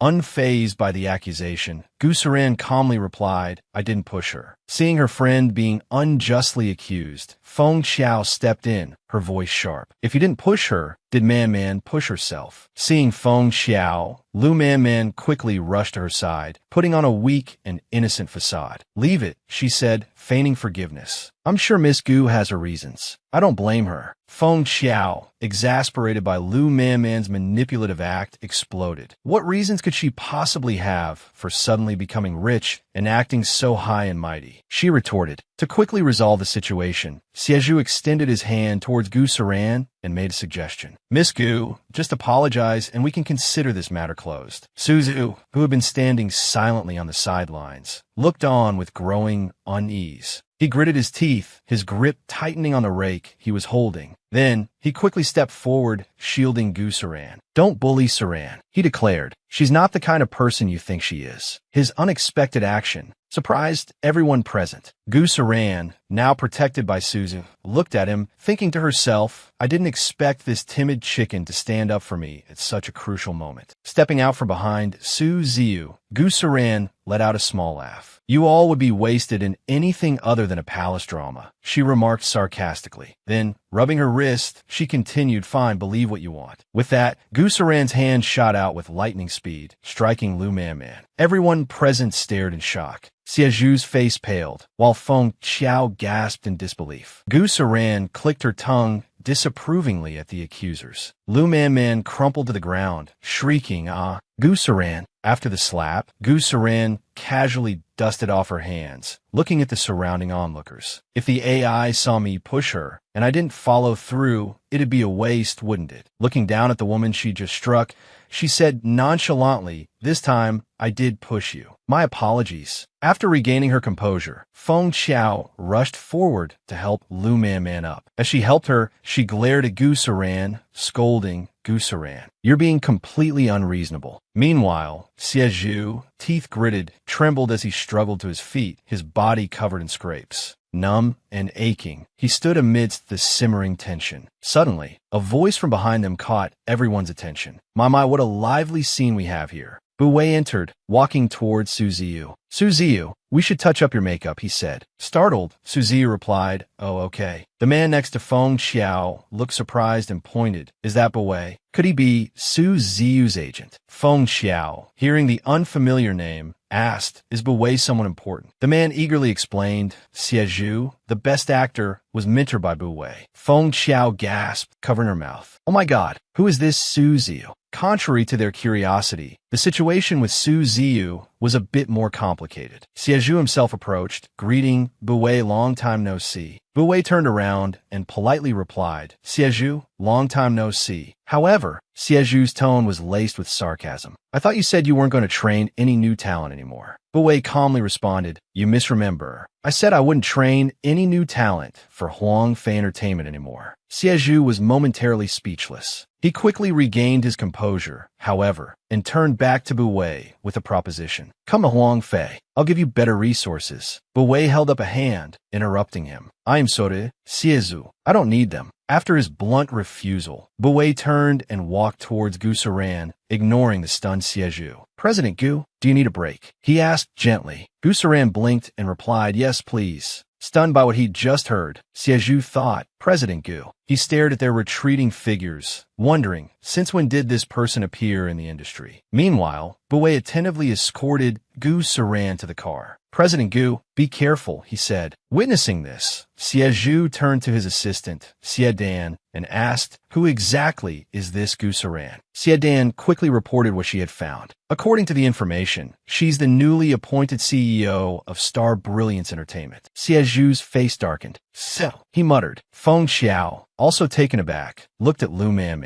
Didn't you say she was your former roommate? Lu Man stammered, flustered, I don't know what's going on. 1 week later, in the CEO's office at Star Brilliance Entertainment, Gu Saran's assistant reported while handing her a tablet. President Gu, after filming the Adventure with Huang Fei program, your popularity has skyrocketed. However, there are also some unfavorable rumors circulating online. Gu Saran reviewed the documents while listening to the report, her expression darkening with anger. A red headline screamed from the tablet, chaos in the entertainment industry. Below it was a picture of an unattractive man with a large physique and outdated clothing. Sensationalized text aimed at grabbing attention read, the man behind the scenes revealed. Gu Saran, kept woman of a wealthy tycoon. Gu Saran's fury erupted like a volcano. Gu Saran's face darkened. She slammed the tablet down, shattering it, and roared, that old man is way too ugly. Her assistant and Bu Wei stood beside her, stunned. Bu Wei, regaining his composure, looked at her seriously. President Gu, this could be the work of internet trolls. Would you like me to use my connections to investigate? Gu Saran, practically fuming, paced back and forth. Yes, absolutely investigate who did this. This is an insult to my aesthetic sensibilities. Her unusual behavior and words left the two behind her bewildered. After she left, the assistant turned to Bu Wei. Why do I feel like something is off about President Gu? Bu Wei calmly adjusted his glasses. Indeed, this is a world where appearances can be deceiving. Meanwhile, at a newly opened shopping mall, Gao Shuiyun strolled through the mall with another woman, browsing the shops. She held up a dress and asked her companion, what do you think of this one? The other woman quickly smiled and looped her arm through Gao Shuiyun's. Sister Shuiyun, you have such great taste. You'll look stunning in it. Gao Shuiyun fingered the fabric thoughtfully. Do you have this in my size? She asked the saleswoman. The saleswoman bowed slightly. I'm sorry, this item is currently sold out. Gao Shuiyun placed the dress back on the rack, a thoughtful frown creasing her brow. Sold out, huh? Brightening, Gao Shuiyun picked up another dress and held it against herself, admiring her reflection. The woman behind her immediately offered more flattery. Sister Shuiyun, with your figure, you'll look absolutely gorgeous in this. Their self-satisfied moment was short-lived, however. The saleswoman, with a polite smile, informed them this one is also sold out. The woman with Gao Shuiyun gasped, covering her mouth. Gao Shuiyun's face darkened. She scowled at the saleswoman. What do you mean? Are you saying I can't afford it? The saleswoman remained unfazed. I'm very sorry, but store policy dictates that we are not permitted to sell any clothing to you.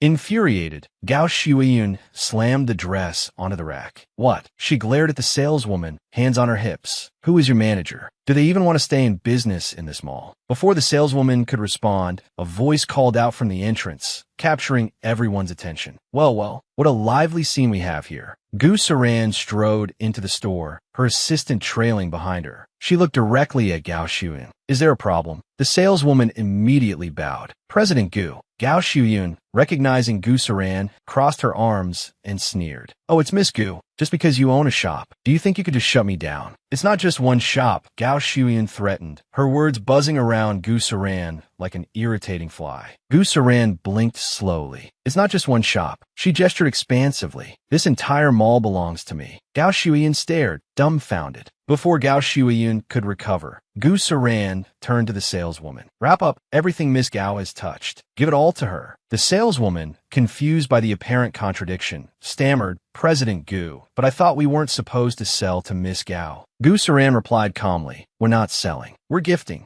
Gu Saran walked towards the racks, the saleswoman hurrying after her with a bag, while Gao Shuiyun remained rooted to the spot, speechless. Gu Saran picked up a dress. After all, no matter how beautiful a garment is, once it's been touched, touched by something dirty. She trailed off, tossing the dress into the bag the saleswoman held. It's never quite clean again. The casual, dismissive gesture stunned Gao Shuyun. The scene that had just unfolded before her eyes wounded Gao Shuyun's pride. Though not physically, the humiliation was intense. Her hands clenched into fists, and fury blazed in her eyes as she shrieked like a mad woman. Gu Saran, are you challenging me? At the question thrown from behind her, Gu Saran calmly turned to face Gao Shuyun. Weren't you the one who challenged me first? She asked, her voice level. Before Gao Shuyun could retort, Gu Saran stepped closer, pointing a finger at her chest. You can find someone to slander me with rumors about a sugar daddy, she continued, and my mall can refuse to sell you anything. It's all perfectly normal, isn't it? The logic of her accusation hung in the air.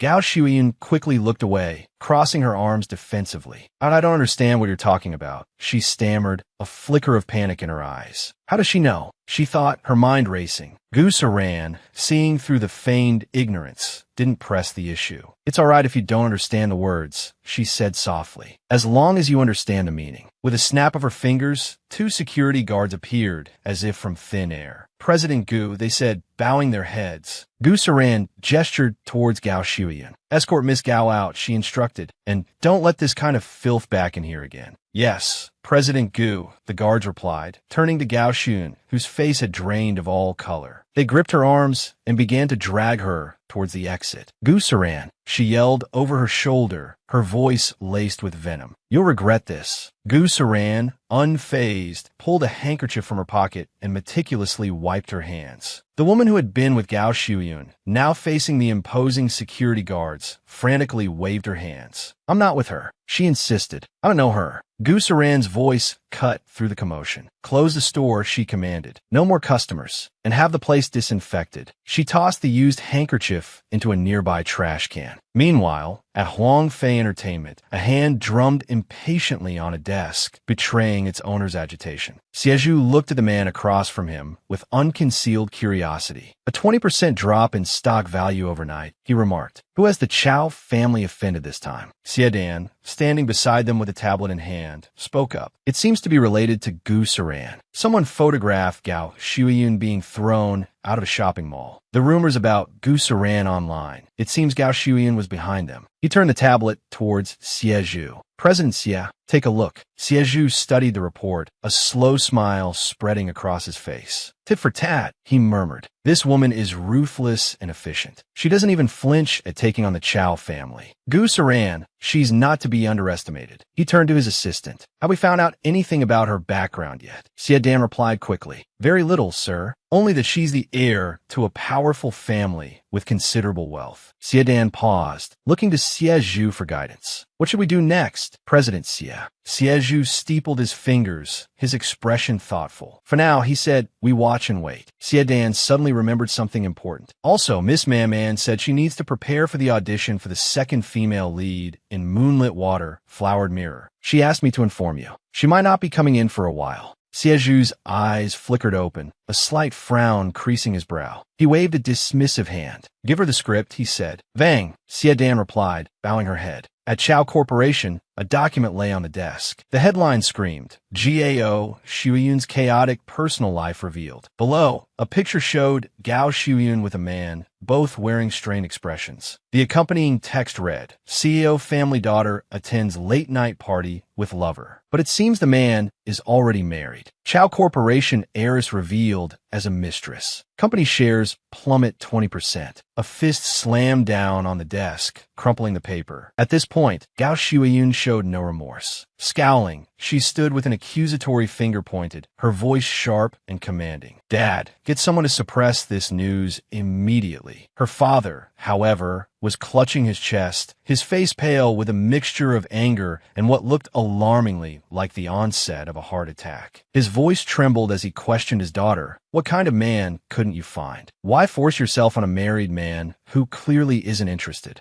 He then turned on her with full force, his finger jabbing the air between them. Do you even have a brain? He roared. Faced with this outburst, Gao Shuyun immediately adopted an expression of virtue waits you, a potent blend of injustice and self-pity. It's not like that, she protested. He lied to me. He said he wasn't married. Her father's furrowed brow deepened at her words. Not married? He questioned incredulously. He's been married for 5 years and has a 2-year-old child. The information hit Gao Xuyin like a physical blow, leaving her reeling. Recovering slightly, she rushed to her father's side, placing a hand on his chest while gesturing dramatically with the other. Dad, you have to believe me. I really didn't know. She insisted. He tricked me. We have to find him and make him explain everything. Her father looked at her with a mixture of exasperation and concern. Do you think I haven't thought of that? He retorted. Where is he now? After the interview, a car picked him up and he vanished without a trace. Gao Shuiyin's brow furrowed as she realized the implications. This is a setup, she exclaimed. Someone is behind this, trying to frame me. She turned back to her father, her voice pleading. Dad, you have to suppress this. You have to. But her father cut her off with a weary wave of his hand. There's nothing I can do now, he said, his voice heavy with defeat. Before she could argue, he continued, his gaze fixed on some distant point. For the sake of the Chow family, you have to leave the country immediately. And don't come back. The color drained from Gao Shuiyun's face as she sank to the floor, her voice a horrified whisper. No.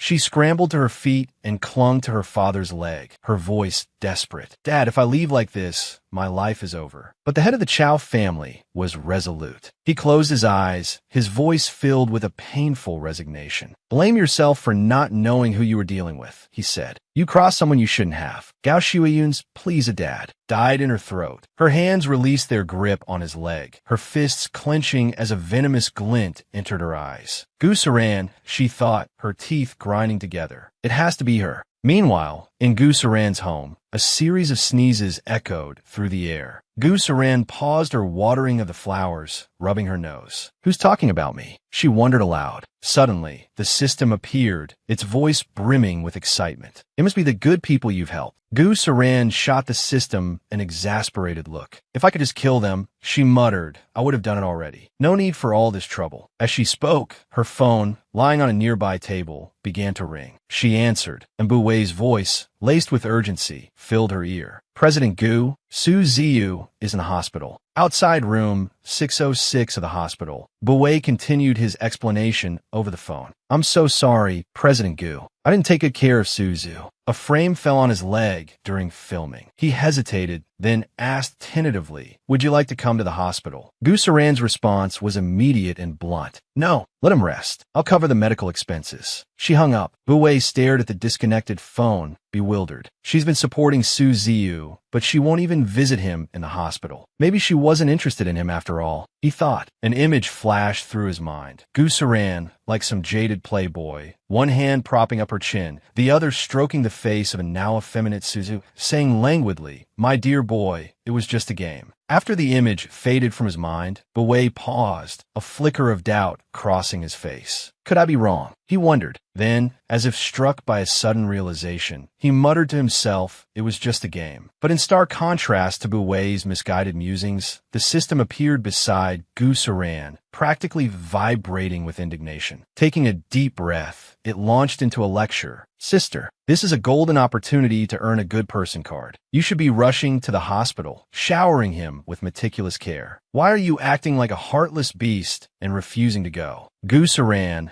pointedly ignoring the system's increasingly frantic questions, continued watering her plants, a thin sheen of sweat on her brow. Undeterred, the system, now channeling the spirit of a wrathful eunuch berating the emperor, pointed an accusing finger at her. Do you even want a good person card? Do you even want to go back? It shrieked, its voice escalating in volume, until Gu Saran clapped her hands over her ears. The emperor hasn't even panicked yet, and the eunuch is already losing his head, she muttered. Fine, I'll go. Meanwhile, inside hospital room 606, two nurses addressed Suzu, who sat on the bed, his leg bandaged. Mr. Su, your leg is healing very well. With 3 more days of rest, you can be discharged. Thank you, Suziyu replied softly. As the nurses left the room, they began gossiping about the latest trending topic on social media. One leaned closer to the other, lowering her voice. Have you heard about Gao Xun? You can't judge a book by its cover, can you? Forcing herself on a married man. She has quite the appetite. Her colleague quickly responded, if it were me, I'd be out of the country by now. The further away, the better. Less embarrassing. Suzu overheard their conversation and looked towards the door as they left. He thought to himself, with Gao Shuiyun in this situation, she'll probably lay low for a while. She won't bother me anymore, right? Then, a question arose in his mind. Did she do this for me? Lost in thought, he gazed out the window, a melancholic air about him. I'm injured, and she hasn't come to visit me. Catching himself drifting into this line of thinking, but he shook his head firmly. No, Suzu, what are you expecting? Stop overthinking. Outside the room, Buwei gestured towards the door with a practiced flourish. President Gu, you're here. Suzu is inside. Gu Saran simply replied,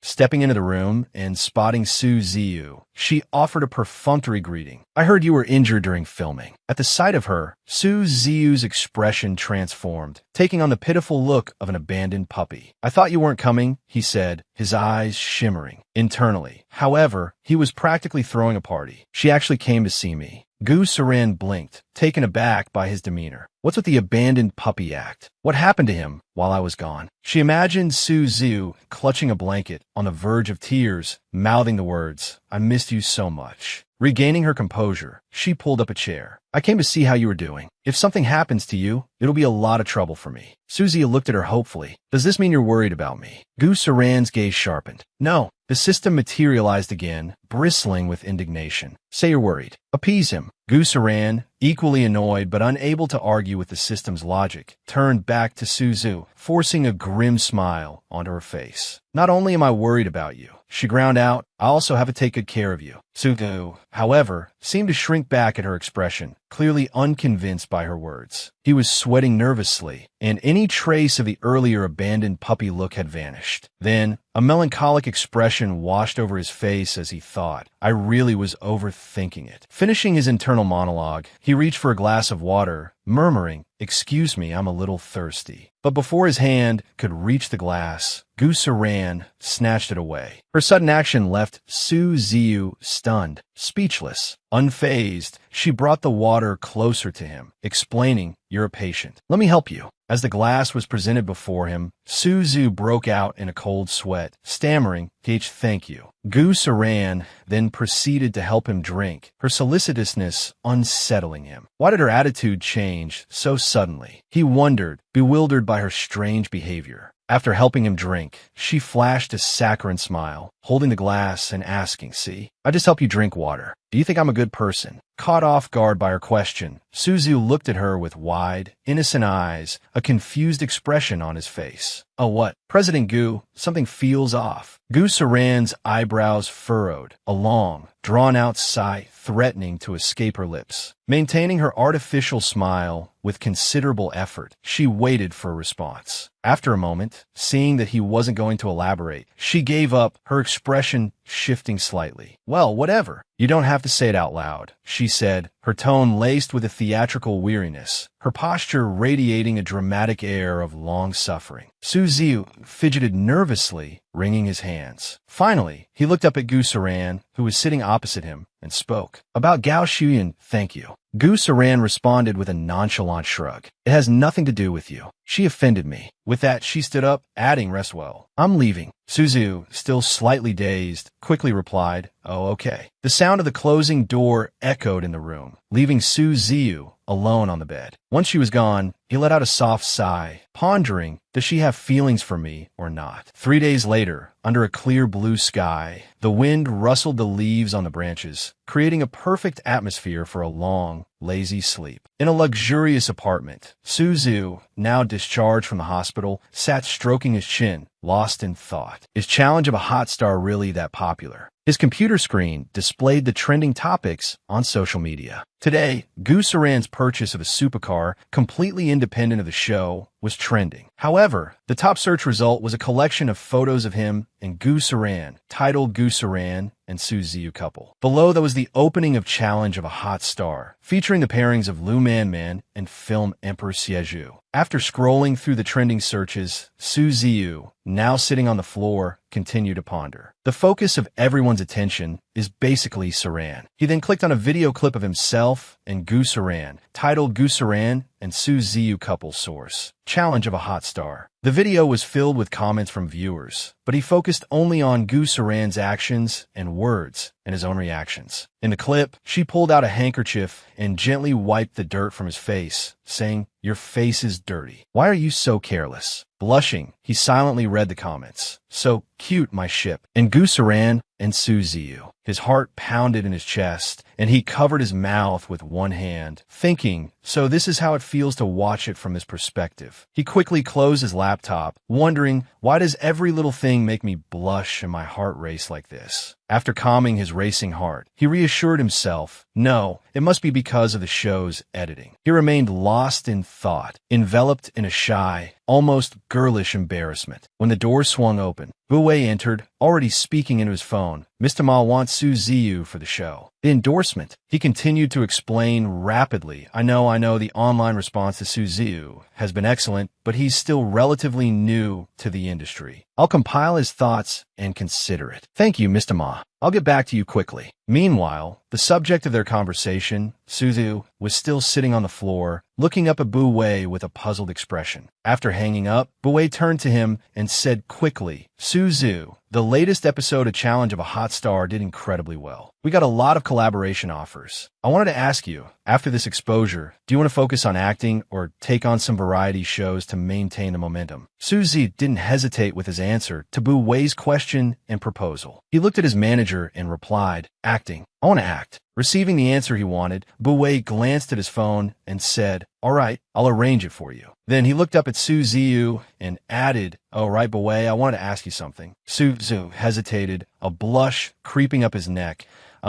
About the internet pairing me and President Gu, like that. Is it causing her any trouble?" Su Ziyu's question caught Bu Wei off guard. He thought to himself, as expected of President Gu, looks like Su Ziyu is completely smitten. Quickly composing himself and resuming his professional demeanor, he adjusted his glasses and replied, "President Gu hasn't given any instructions, so I don't think it's a problem." Inwardly, however, he praised Gu Saran's strategy. After all, everything is proceeding according to President Gu's plan. A few days later, a director frowned, holding a megaphone and announcing, "Everyone, take a break. We'll film the next scene in half an hour." In the rest area, Su Ziyu sat on a chair, leaning forward with his chin resting on his folded hands, lost in thought. Our couple is so popular, but she hasn't reacted at all. He pondered, unsure what Gu Saran was thinking. While immersed in his thoughts, a can of soda appeared beside his cheek. A voice chirped, "Want some?" Startled, Su Ziyu snapped out of his reverie. He quickly accepted the soda, but maintained a polite distance, replying, "Thanks." The woman who offered the drink clasped her hands to her face, squealing internally, "Oh my God, he's so well-behaved, so cute." As they chatted amicably, Bu Wei approached and called out, "Suzu, President Gu is waiting for you outside. Come on out." Su Ziyu's eyes lit up, and he looked over excitedly, replying, "Okay, coming." He couldn't contain his excitement, thinking, she finally came to see me. He set the soda down and hurried off. He left the woman standing there, looking disappointedly after him. At the film city where Su Ziyu was filming, he and Bu Wei walked toward the car where Gu Saran was waiting. Seeing him, she simply said, "Get in." Su Ziyu, like an obedient puppy, grinned and replied, "Okay." A luxurious car with a flashy, sought-after Quad 8 license plate started up. Inside the car, Su Ziyu looked at Gu Saran curiously. "President Gu, where are we going?" She was busy searching for something in her handbag. Finally, she pulled out an invitation and handed it to him, explaining calmly, "This is an invitation to an auction. It starts in 2 hours. Come with me." Hearing the reason, Su Ziyu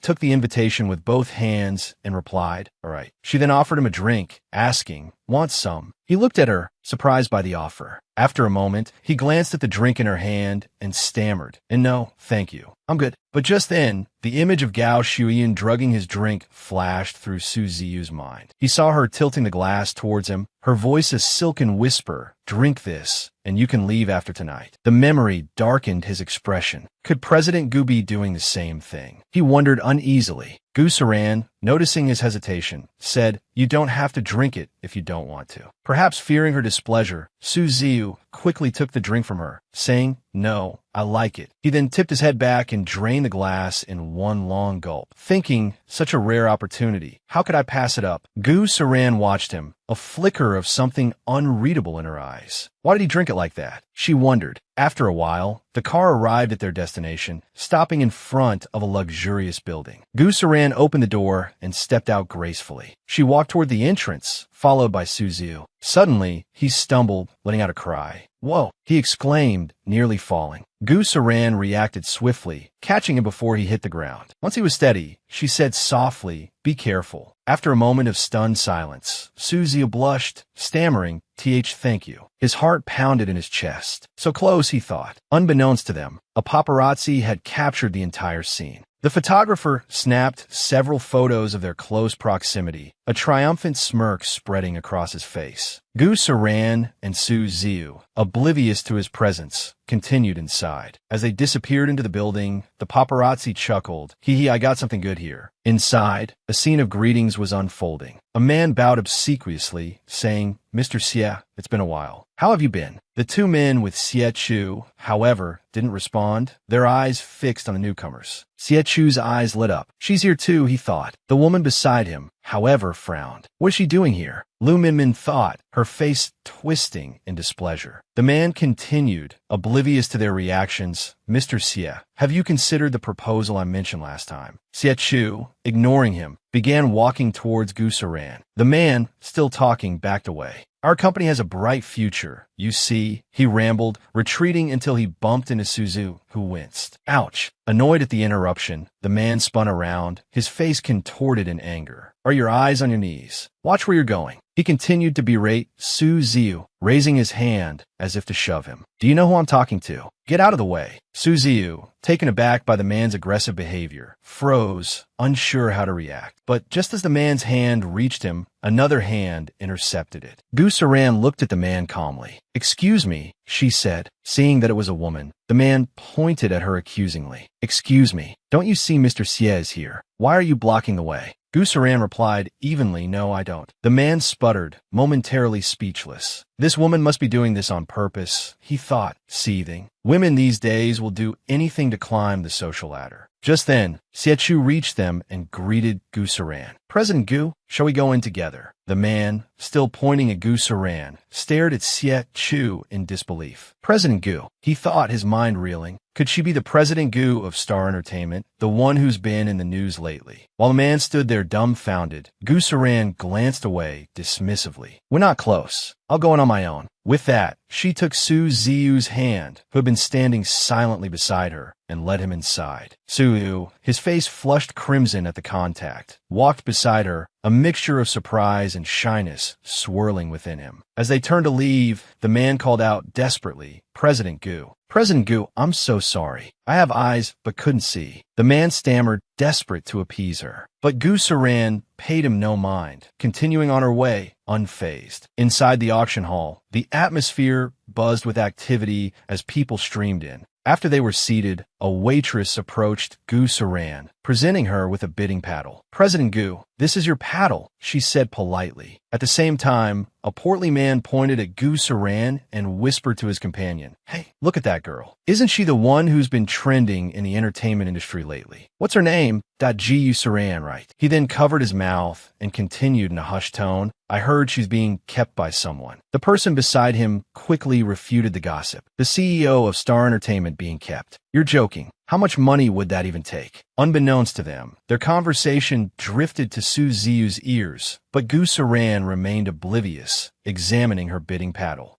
This is my lucky number," she thought to herself. Their conversation then shifted to Su Ziyu. "Isn't that Suzy next to her? Are they really dating like the trending searches say?" One of them whispered. Su Ziyu, overhearing their whispers, broke out in a cold sweat. "Trending searches? Me and President Gu dating?" He thought, panicked. He quickly pulled out his phone. On the screen was a picture of him and Gu Saran from earlier, posted on social media by an account called Entertainment Keyboard Warrior. The post was trending with the hashtag Gu Saran Insiza dating rumors. The caption read, "President Gu embraces Su Ziyu, fueling dating rumors," accompanied by the incriminating photo. "We were photographed." Su Ziyu thought, aghast. He turned to Gu Saran, holding up his phone. "President Gu, this is bad. We've been photographed by a reporter, and now the trending searches are full of rumors about us." Should I issue a statement to clarify things? Gu Saran glanced at his phone and replied calmly, clarify what? Let them gossip. They'll get bored in a few days and forget about it. Su Zia blushed, stammering, but President Gu, if you don't clarify the rumors, does that mean that you also have feelings for me? Seeing him flustered, Gu Saran handed him her bidding paddle. The auction is about to start, she said, interrupting his train of thought. Pick out whatever you like later. 2 hours later, the auction was halfway through. The host announced the next item. Ladies and gentlemen, the next item is tonight's star attraction. An image of a sapphire gemstone appeared on the screen. The heart of the ocean sapphire, the host continued, starting bid, 20 million. As soon as he finished speaking, Gu Saran casually raised her paddle. 30 million, she declared. Lu Minmin, sitting nearby, gasped in surprise. A smug look spread across Lu Minmin's face as she fiddled with her own bidding paddle. Gu Saran, you think you're so rich, don't you? The CEO of Star Entertainment. So what? I'll make you lose face this time, she thought. 32 million, she called out loudly. Unfazed, Gu Saran raised her paddle again. 40 million, she said calmly. Suyu, sitting beside her, watched in silent awe, wiping a bead of sweat from his brow. He placed his hand over hers. President Gu, he whispered, Lu Minmin is deliberately bidding against you. He began to warn her, but Gu Saran cut him off. I know. Su Zia looked at her, puzzled. How do you know? He asked. Before he could finish his question, he suddenly shielded his eyes. Whoa, why is it so bright all of a sudden? Behind her, a shimmering mountain of gold and silver seemed to materialize. Because I have money, Gu Saran stated confidently. Su Zia, still shielding his eyes, exclaimed, wow, such a huge mountain of money. Lu Minmin raised her paddle again. 45 million, she shouted, thinking, keep going, Gu Saran. Keep going until you have to sell Star Entertainment to afford this. Let's see how arrogant you are then. Just as she finished her thought, she heard Gu Saran's voice again. 50 million, she said calmly, raising her paddle. The host pointed towards her. The young lady bids 50 million. Do I hear 55 million? 60 million. Going once. Two men gossiped amongst themselves, while Su Zia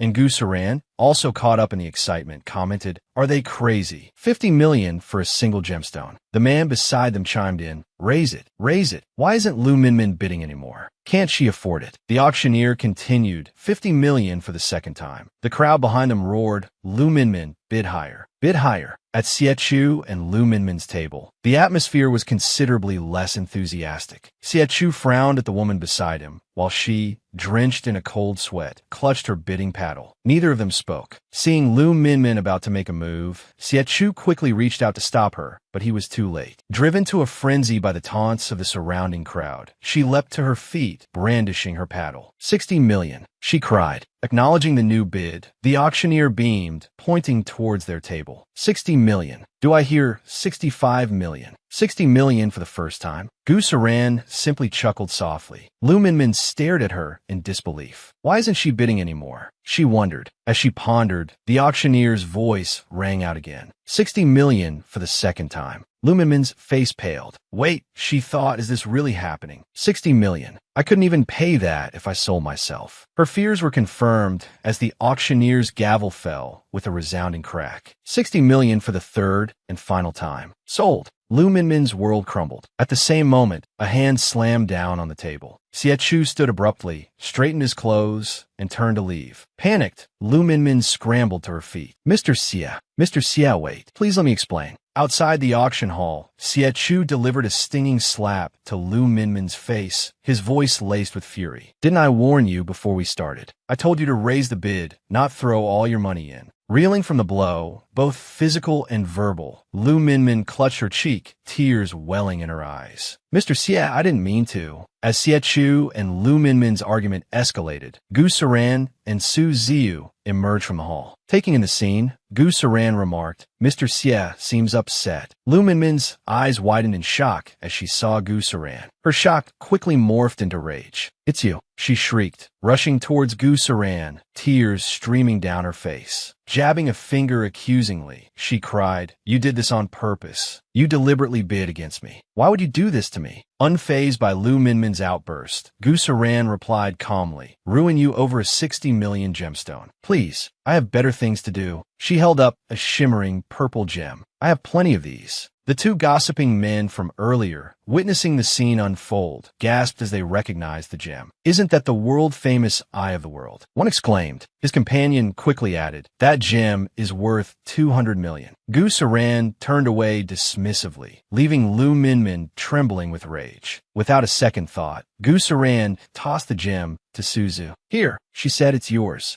Su Ziyu fumbled to catch the gem, his voice shaking. This is too valuable. I can't accept this." Noticing his discomfort, Gu Saran waved her hand dismissively. "Then throw it away." Su Ziyu stared at the gem, bewildered. Is this some kind of joke? He wondered. Night had fallen. A luxurious car pulled up in front of a high-rise apartment building. Gu Saran, behind the wheel, announced, "We're here." Su Ziyu, in the passenger seat, remained silent. Su Ziyu turned to Gu Saran. "President Gu," he asked, "why are you being so kind to me? What do you want from me?" Gu Saran smirked, a silent response playing on her lips. "So I don't have to start all over again." At that moment, the system appeared, holding an X in front of its chest and giggling. "Missy, you can't talk about anything related to you in the system. There will be punishment next time, Missy." Gu Saran's expression darkened with annoyance. Quickly composing herself, she smoothed her hair and replied, "I just want you to think I'm a good person." Suzu remained silent, his expression conveying the thought, "Sure, I believe that." Suzy couldn't help but chuckle to himself. But that your not-so-good person act is even more captivating. After a moment of contemplation, he unbuckled his seatbelt and turned to Gu Saran. Hearing her name, Gu Saran looked at him questioningly. "What is it?" Suzu didn't reply, instead gently reaching out to caress her face. Gu Saran stared at him, bewildered. Before she could speak, Suzu leaned in and kissed her, leaving her wide-eyed with surprise. Her surprise quickly turned to displeasure. Frowning, she grabbed his arm. She pushed him away. Caught off guard, Su Ziyu was thrown against the car door. Rubbing his shoulder, he looked at her with mock hurt. "President Gu, you're hurting me." Gu Saran covered her face. "Sorry, it was a reflex. Are you alright?" Su Ziyu, not appearing angry at all, smiled. "It's fine. I'll be going now. President Gu, good night." He exited the car and walked towards the apartment building. As he walked, he touched his lips, a giddy smile spreading across his face. "I kissed her." Inside the car, Gu Saran also touched her lips, blushing. "He kissed me." Su Ziyu reached his apartment. He leaned against the door, a thoughtful expression on his face, and closed it. Moments later, he started hitting his head, berating himself. Why couldn't I control myself? I must have scared her. After a moment of self-reproach, he cupped his flushed face, grinning. But IT felt so good. After composing himself, he pulled out his phone. As soon as the call connected, he spoke. "Bu Wei, can I ask about President Gu's recent schedule?" Bu Wei, on the other end, sounded confused. "Why do you need to know?" Su Ziyu quickly explained, "President Gu has helped me a lot. I want to thank her." Bu Wei replied, "The company doesn't manage President Gu's schedule. She doesn't have an assistant, but I can ask around for you." Su Ziyu, now sitting on the floor, responded, "Thank you, Bu Wei." After hanging up, he curled up, a mischievous glint in his eyes. Gu Saran. Meanwhile, at Gu Saran's luxurious villa, she was relaxing by the pool when the system appeared with a new mission. Main mission announcement. Within 3 days, become an investor in the Moonlight Mirror film project. It added encouragingly, "You can do it, Missy." Hearing the name of the film, Gu Saran took a sip of her drink and asked the system, "Isn't this the film where Lu Minmin invested and stole the original host role?" The system quickly made a checkmark gesture. "Correct." Gu Saran tilted her head. "She's already invested. How can I become an investor in a film that doesn't need more funding? Should I fight her for it?" The system, sweating nervously, chuckled. "Hee, such a trivial matter can't possibly trouble you, Missy. Can it?" Gu Saran lifted her sunglasses, a confident smirk playing on her lips. "I'll take back what's rightfully mine." At the Star Entertainment building, the elevator reached the 18th floor, the top floor of the building. Gu Saran and her female assistant stepped out of the elevator. She delegated tasks to her assistant. "Schedule a meeting in a bit. Have everyone prepare the acquisition plan." Her assistant quickly jotted down the notes and acknowledged the instructions. Suddenly, Gu Saran's attention shifted. Su Ziyu was already there, waiting for her. Seeing her approach, he quickly greeted her with a bright smile. "President Gu." Gu Saran also walked towards him and asked, "What are you doing here, Su Ziyu?" Her astute assistant discreetly slipped away. Responding to her question, he quickly replied, President Gu, you saved me before. I want to thank you. Would you have dinner with me? But at that moment, the image of Su Zhu forcibly kissing her flashed through her mind. Gu Saran blushed and declined. I'm not free. Seeing her refusal, he stepped closer, leaning in towards her face, and played her weakness. But President Gu, didn't you want me to think you're a good person? If you won't have dinner with me, how can I think of you as a good person? Hearing his words, Gu Saran was startled, thinking, this frail boy seems different now. Is his schizophrenia acting up again? Suddenly, the system appeared, taking on the persona of a powerful boss, pointing at her with a tense expression and ordering, agree with him. Missy, you have to seize the opportunity. The good person card is waving at you. Hearing the system's nagging, Gu Saran's face darkened. After a moment of thought, she decided to go with the flow and replied, all right, but I have something to do now. Let's talk after the meeting. Hearing the desired response, Su Zhu smiled brightly and said cheekily, I'm free today. If it's not too much trouble, can I accompany you, President Gu?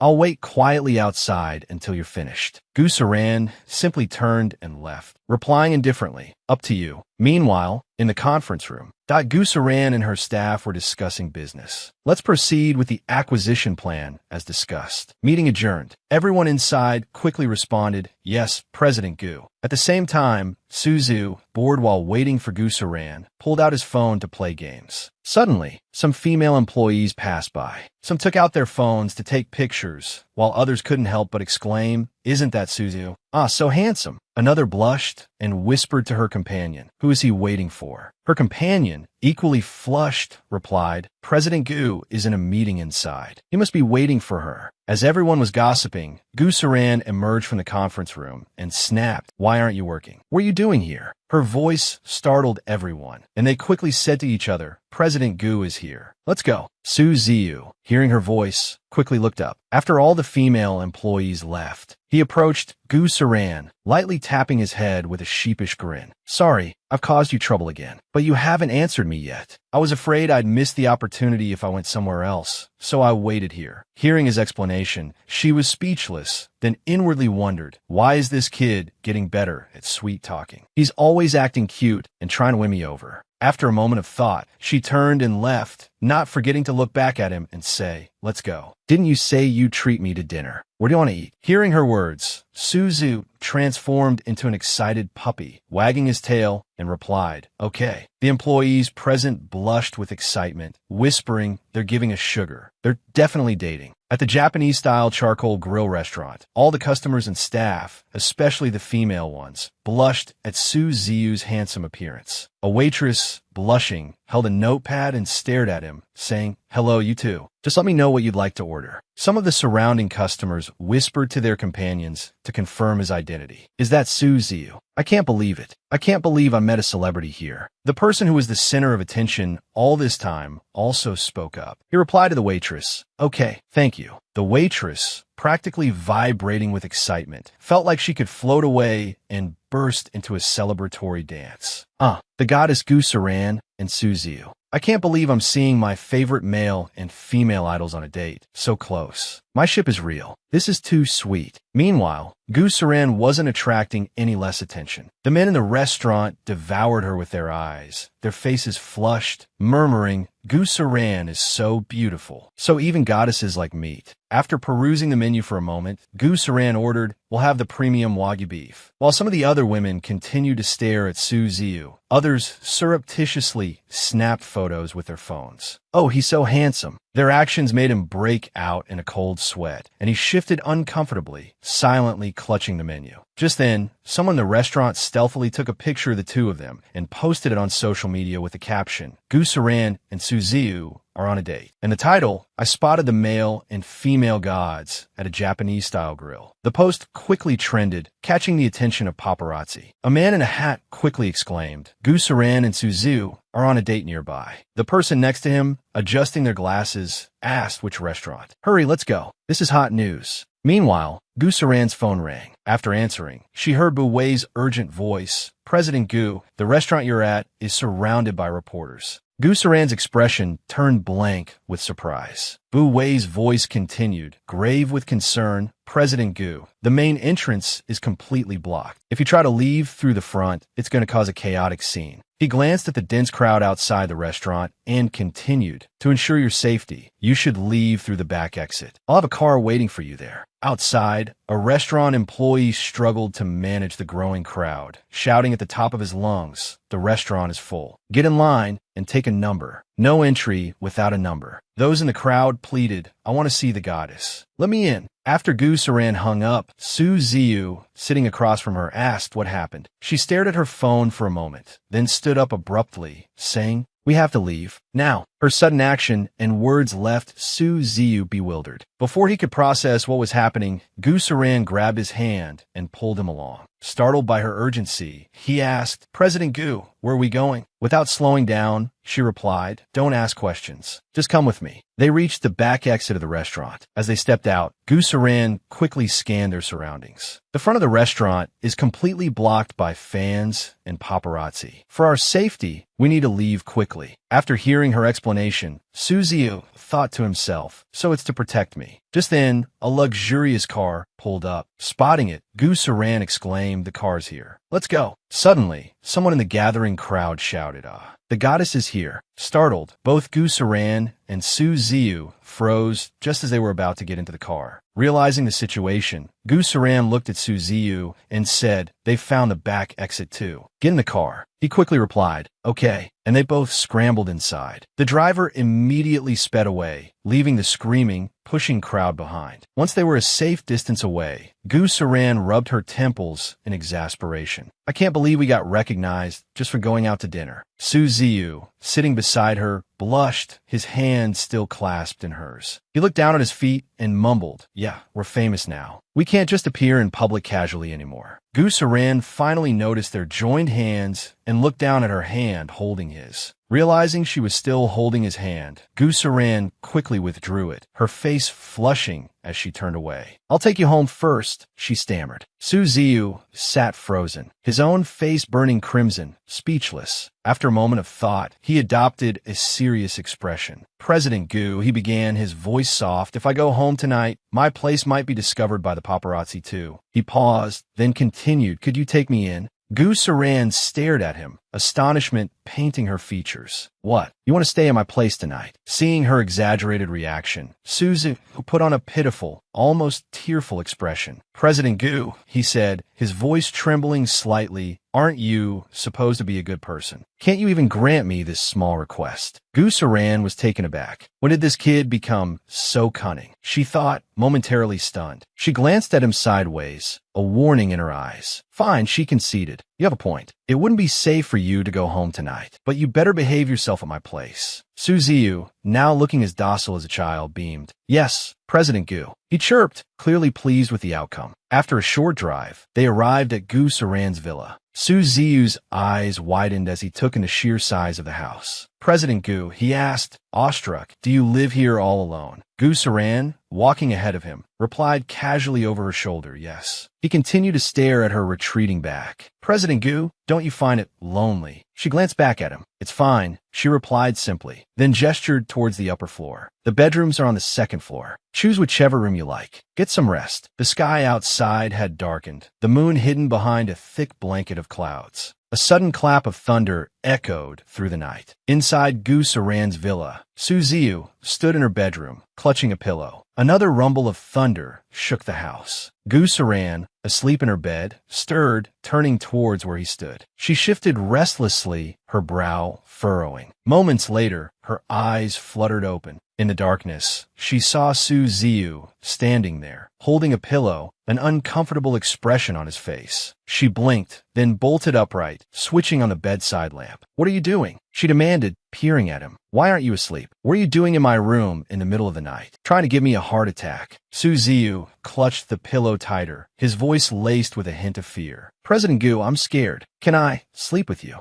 Gu Saran's face flushed crimson. She stared at him, speechless. Seeing her stunned silence, he quickly explained. When I was young, my father was an alcoholic. He would get drunk and beat my mother and me. A dark shadow passed over his face as he recalled painful memories. He pictured his mother, clutching him protectively, tears streaming down her bruised face. Please, she'd begged, don't hit Xiao Ziyu anymore. Hit me instead. The image of their framed family photo, shattered on the floor, flashed in his mind. His drunken father, bottle in hand, loomed over them. I'm the one earning the money to feed you. He'd roared, and you dare to complain. I'll do whatever I want. I'll beat you both to death. Su Ziyu's voice softened. My mother couldn't take it anymore, so she took me and ran away. He pictured her, clutching his hand, running through the pouring rain, her face a mixture of tears and rainwater. She pulled me into a narrow alley. He continued, his voice dropping to a near whisper. Xiao Tzu, she'd said, her voice urgent. Wait here for me. I'll be back soon. She'd pressed a few crumpled bills into his hand. Take this, she'd whispered. Buy yourself something to eat if you get hungry. He'd stared after her, confused and frightened. But before he could say anything more, she turned and left. He choked back a sob, continuing, my mother abandoned me too. Images from the past relentlessly flooded his mind. Little Su Ziyu huddled in the alley, clutching the crumpled bills his mother had given him. His voice trembled as he spoke. From that day on, I've always been alone. Childhood memories rushed back, threatening to consume him. His voice grew increasingly unsteady. I'm so afraid of being abandoned again. Su Ziyu trembled. Then a hand rested on his shoulder, a voice calling his name. Startled, perhaps terrified, he grasped the hand, squeezing it tightly as he closed his eyes, whispering, don't leave me. Seeing him like this, Gu Saran remained silent, watching him curl up in the corner of the bed. After a moment of thought, she sat down beside him and gently pulled him into an embrace. I won't leave you, she murmured, stroking his hair. She was surprised by the softness of his hair against her fingers. Unexpectedly soft, she thought, so soothing. A sudden clap of thunder echoed through the room. Su Ziyu flinched, throwing his arms around Gu Saran, pulling them both down onto the bed. With a thud, they landed. He clung to her tightly, while she lay beneath him, momentarily stunned. Regaining her composure, she glared at him. This little brat did that on purpose, she thought. After a moment, she spoke. If you're really that scared, you can sleep on the floor. You're not sleeping in my bed. Okay, su theory plaid obediently. Does he want to crush me to death? She grumbled internally. Once they had settled, Susan,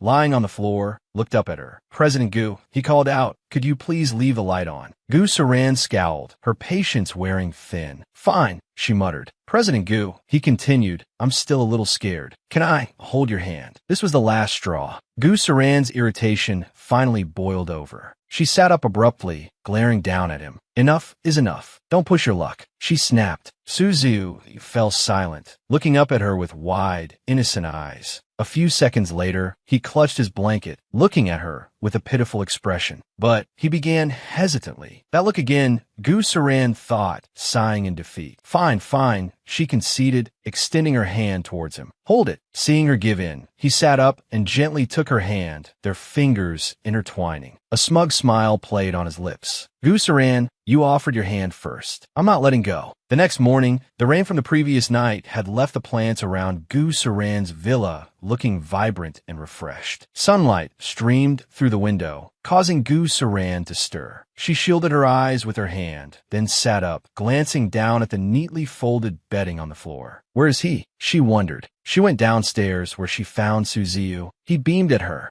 Good morning, President Gu. I made breakfast. Come and eat. The dining table was laden with a delicious-looking spread. Gu Saran stared at it in surprise. Did you make all of this? She asked, watching as he pulled out a chair for her. Yes, he replied. Once she was seated, he stood beside her, looking like a doting spouse. I hope it's to your liking, President Gu, he said. If there's anything you don't like, just tell me, and I'll learn to make it. Taking a bite of food, Gu Saran replied, it's all delicious. I don't dislike. She paused mid-sentence. Su Ziyu, pouring her tea, waited expectantly.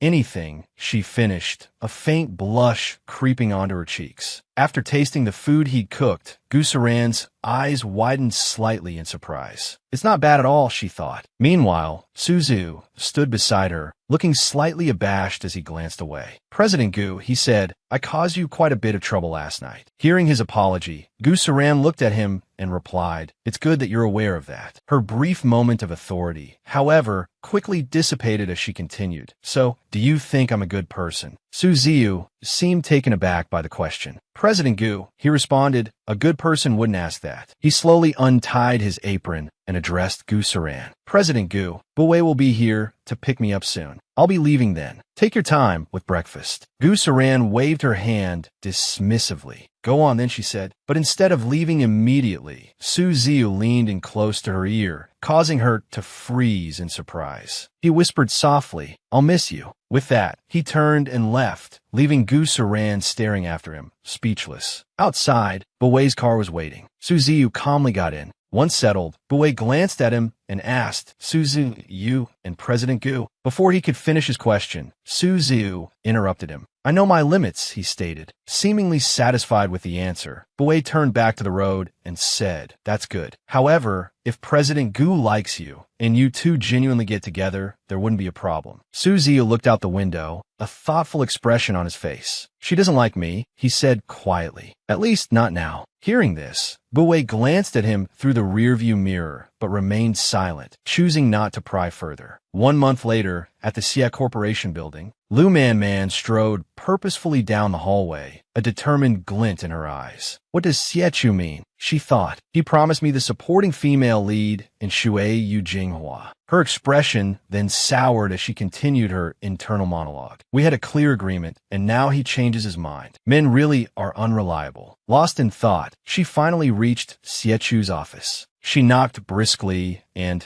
despite her previous annoyance, plastered a bright smile on her face as she entered. Xiezong, she chirped. She approached his desk, sat down, and pouted. I called you, but you didn't answer. That's why I came here personally. Xie, resting his chin on his hand, looked at her with amusement. Oh, what's the matter? Seeing that he'd taken the bait, Lu Man moved behind him, placing one hand on his shoulder and the other playfully tracing the lines of his chest. Didn't you promise me the supporting female lead in Shui Yu Jinghua? She asked, her voice laced with a faux hurt tone. She draped her arms around his neck, looking directly at him with a pitiful expression. I've been preparing for so long, reading the script countless times for this role. But today, my manager suddenly told me they replaced me. Xie raised an eyebrow. Why? He asked. Lu Man looked away, feigning distress. I don't know, she replied. They not only replaced me, but also agreed to compensate me for the breach of contract. I prepared for so long. How can they just replace me like that? They're not giving you any face at all. Xie removed her arms from around his neck. Tell you what, he said. I'll call and find out what's going on. You go back and wait for my news. Satisfied that she'd achieved her goal, Lu Man dropped the melancholic act and planted a kiss on his cheek. Okay, I'll go back and wait for your call then. After she left, Xie immediately called Xie Dan to demand an explanation. What's going on? He asked sharply. Didn't I already speak to the production team? Why was Lu Man's role suddenly replaced? This is a blatant slap in the face. Xie Dan replied. It was a request from the production's largest investor. They even increased their investment. Who's the investor? Xie demanded. Gu Saran. Hearing the name, Xie face darkened. Xie tapped his fingers rhythmically against the desk. Her, he questioned. I remember that film belongs to Chung Rue Entertainment. How is she involved? Xie Dan answered. She acquired Chung Rue. She's the largest shareholder now. Hearing this, Xie tapping ceased. He sat in silence for a moment before pointing at Xie Dan and ordering, set up a meeting with her. Gu Saran looked at Xie with an appraising gaze. What can I do for you? She asked. Xie, lounging in his chair, took a leisurely drag from his cigarette. Miss Gu, he said, a hint of amusement in his voice. You're a busy woman. It took quite a few attempts to finally secure a meeting. Gu Saran took a seat opposite him. Indeed, she replied coolly. So, if you have something to say, be brief. Xie, sensing her impatience, decided to get straight to the point. Since you prefer directness, Miss Gu, he began, I'll ask outright. Was it your doing that Lu Man's role was replaced? Gu Saran didn't flinch at the question. You broke the rules to get her into the production, she stated frankly. Naturally, I can have her replaced. Is there a problem with that? Xie, taken aback by her blunt admission, took another drag from his cigarette. He hadn't expected her to be so forthright. He looked at her intently. May I ask why you're targeting Lu Man, Miss Gu? He inquired.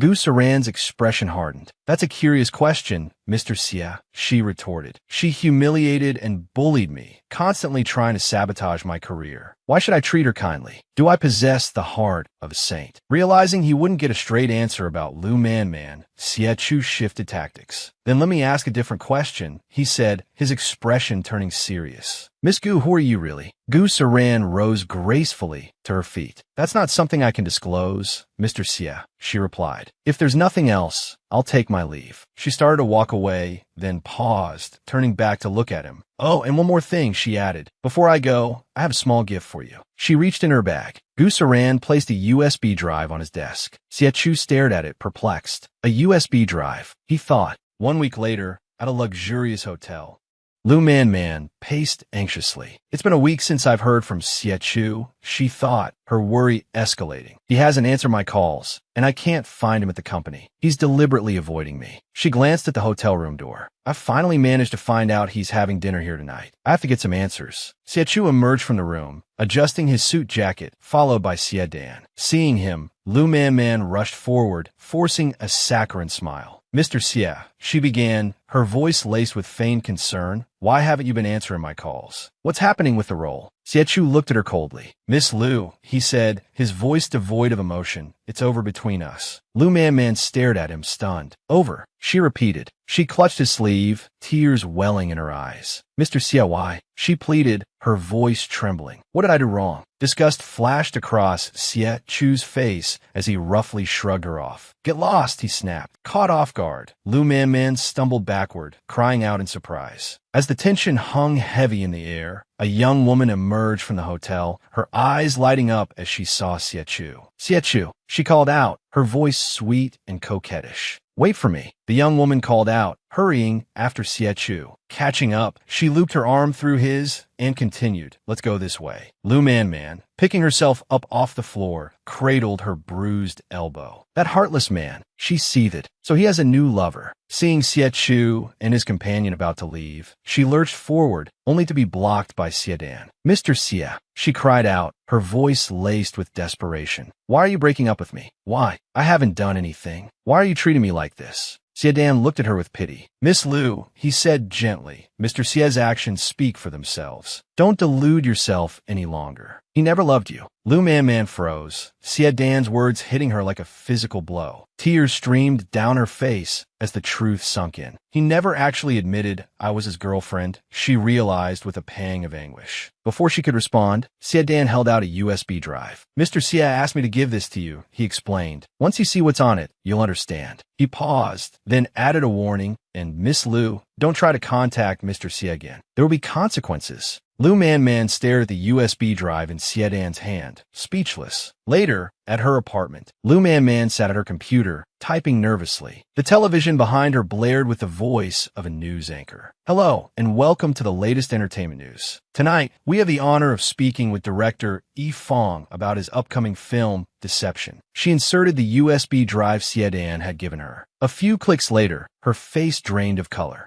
No, it can't be, she whispered, staring at the screen in horror. The USB contained images of her intimate encounters with various men. The realization that her secrets were exposed sent a wave of panic through her. It was Gu Saran, she shrieked. She gave these pictures to Xie Chu. She's trying to ruin me. As Lu Man trembled with rage, the television anchor's voice continued. The film is set to premiere next summer. The highly anticipated female lead will be played by rising star Gu Saran. The anchor turned to director Yi Fong. Director, you rarely cast newcomers. What made you choose Gu Saran for this role? Lu Man glanced at the television, her eyes widening in disbelief. A venomous thought took root in her mind. My roles, those roles, should have been mine. Her face contorted with fury. Gu Saran, you destroyed me, she thought, her fists clenching. I'll make you pay. I'll make your life a living hell. Meanwhile, on a film set, Su Ziyu walked onto the set, looking for Gu Saran. Excuse me, he asked a crew member, is Gu Saran here? The crew member recognized him. Su Fiu, Ms. Gu is probably in her dressing room. Check there. Thanks, Su Ziyu replied, heading towards the dressing room. He knocked, but there was no answer. Not here. He wondered, hesitantly opening the door. Ms. Gu, he called out, stepping inside. There was no response. He looked around. She's not here. I'll wait for her. Suddenly, a hand reached out and flipped the main light switch, plunging the room into darkness. A power outage. Su Ziyu thought, bewildered. But a second later, a figure approached. Chloroform saturated a cloth pressed against Su Ziyu's face. He struggled, clawing at his attacker's arm, but to no avail. He tried to scream, but his mouth was clamped shut, muffled cries escaping his lips. After a moment, Su Ziyu's eyes began to lose focus. Seconds later, he succumbed to the drug and slumped unconscious. Suddenly, the system appeared, frantically addressing Gu Saran. "Sister, it's bad. Su Ziyu has been kidnapped." Gu Saran, hearing this, glanced at the empty space beside her. "What?" she asked, perplexed. "My lucky charm. Kidnapped." Seeing her apparent disbelief, the system flailed its metaphorical limbs, insisting, "It's true, sister. If something happens to Su Ziyu, we'll have to start all over again." Convinced by the system's earnestness, Gu Saran's expression hardened. "Which audacious AI dare to kidnap my person?" she demanded. "Tell me Su Ziyu's location." Meanwhile, in warehouse number 230 on Shanghai Road, one of the kidnappers stared at the bound Su Ziyu, questioning his accomplice. "Boss, that woman said to kidnap a girl. Why did you bring back a man?" The boss, momentarily silent, quickly defended his actions. No,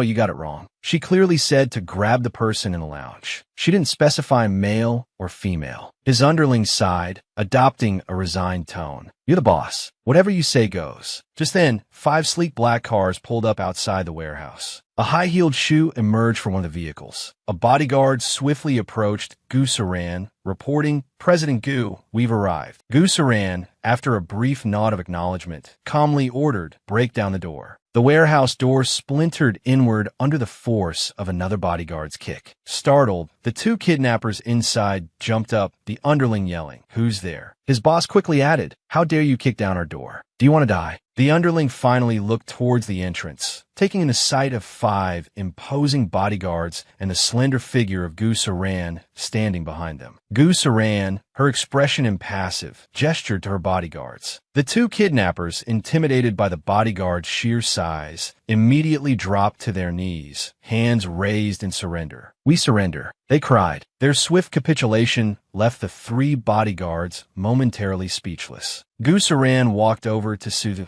gently untying him while reassuring him, "It's all right now." Freed from his restraints, Su Ziyu lunged forward, embracing her tightly. "You finally came," he exclaimed. Gu Saran, instead of pulling away, softly patted his back. "I'm here," she replied. After comforting her lucky charm, Gu Saran turned to the 2 kneeling kidnappers, her voice sharp. "Who told you to kidnap him?" The boss, trembling, quickly answered, We don't know who it was. We were contacted by phone." Gu Saran pulled out her phone and held it out to the boss. "Call them now," she instructed. "Tell them you've captured me." The boss, hands shaking, took the phone. Yes, he stammered. After a few rings, the voice on the other end answered, "It's me. We've got the person. You can send the money now." But the voice on the other end wasn't foolish. "Send me a picture first," they demanded. Gu Saran, standing beside the kidnapper, frowned as she heard the voice. That voice. A thought struck her. That voice that it's Lu Man. The boss, having ended the call, nervously handed Gu Saran back her phone. "We called," he said, his voice trembling. "It was that woman. She hired us. We just took the money to do the job. Madam Boss, please have mercy on us." Gu Saran's brow furrowed. "Mercy," she echoed. "Perhaps." But she paused, her expression darkening. "I'll double what she paid you. Make her suffer what Su Ziyu endured." After resolving the situation at the warehouse, Gu Saran arrived at a hotel. Inside a room, she sat beside Su Ziyu and asked, "Were you scared?" At her question, he shook his head vigorously, but then tugged at her sleeve. Seeing his actions, Gu Saran sighed softly. "You say you weren't scared." A few seconds later, she turned serious, asking, "Su Ziyu, do you like me?" His feelings exposed, Su Ziyu released her sleeve, his eyes filled with anxiety. He quickly said, "I'm sorry. If you find it repulsive, I won't." He trailed off, but Gu Saran interrupted, looking at him intently. "You're constantly being taken advantage of, bullied. What will you do without me?" Gu Saran took Su Ziyu's hand. "Let me think." With your gentle nature. She didn't let him finish before leaning in and kissing him. Pulling back slightly, Gu Saran looked at him and declared, "From now on, you're mine." Su Ziyu blushed, stammering this kind of thing. Shouldn't the girl wait for the man to confess? He then embraced her earnestly, confessing, "Gu Saran, I like you. Will you be my girlfriend? She hugged him back, answering yes. Night had fallen. On a winding mountain road, two cars sped along, one tailing the other. Man, driving the lead car, gripped the steering wheel, her body trembling. How could this happen? Saran actually instigated those kidnappers to come after me for revenge. In the pursuing car, the two kidnappers from earlier that day were in hot pursuit. The boss urged his underling, who was driving, faster. Catch her. That woman is worth a lot of money. Speed up, speed up. In Man's car, she attempted to slow down, then cried out in terror. The brakes are gone. She slammed her foot on the brake pedal, but it was useless. Man's face was ashen, tears streaming down her cheeks. Her car crashed through the guardrail and plunged into the ravine below. The next day dawned bright and clear. On a film set, Su Ziyu sat in a waiting room, scrolling through news on his phone. A breaking news report appeared. The news anchor announced, actress Man was found dead at 4 a.m. It is suspected that while fleeing a murderer, she was involved in a fatal car accident. The connection between the two parties is currently under investigation. Su Ziyu stared at the screen in shock. She's dead. He quickly got up and ran. He rushed to Saran's dressing room. Bursting in, he called out, "Darling." Saran, reviewing her lines, looked up. "What is it?" Su Ziyu hurried to her side, holding out his phone with a news report. "Have you seen the news? Man is dead." "How? How did she die?"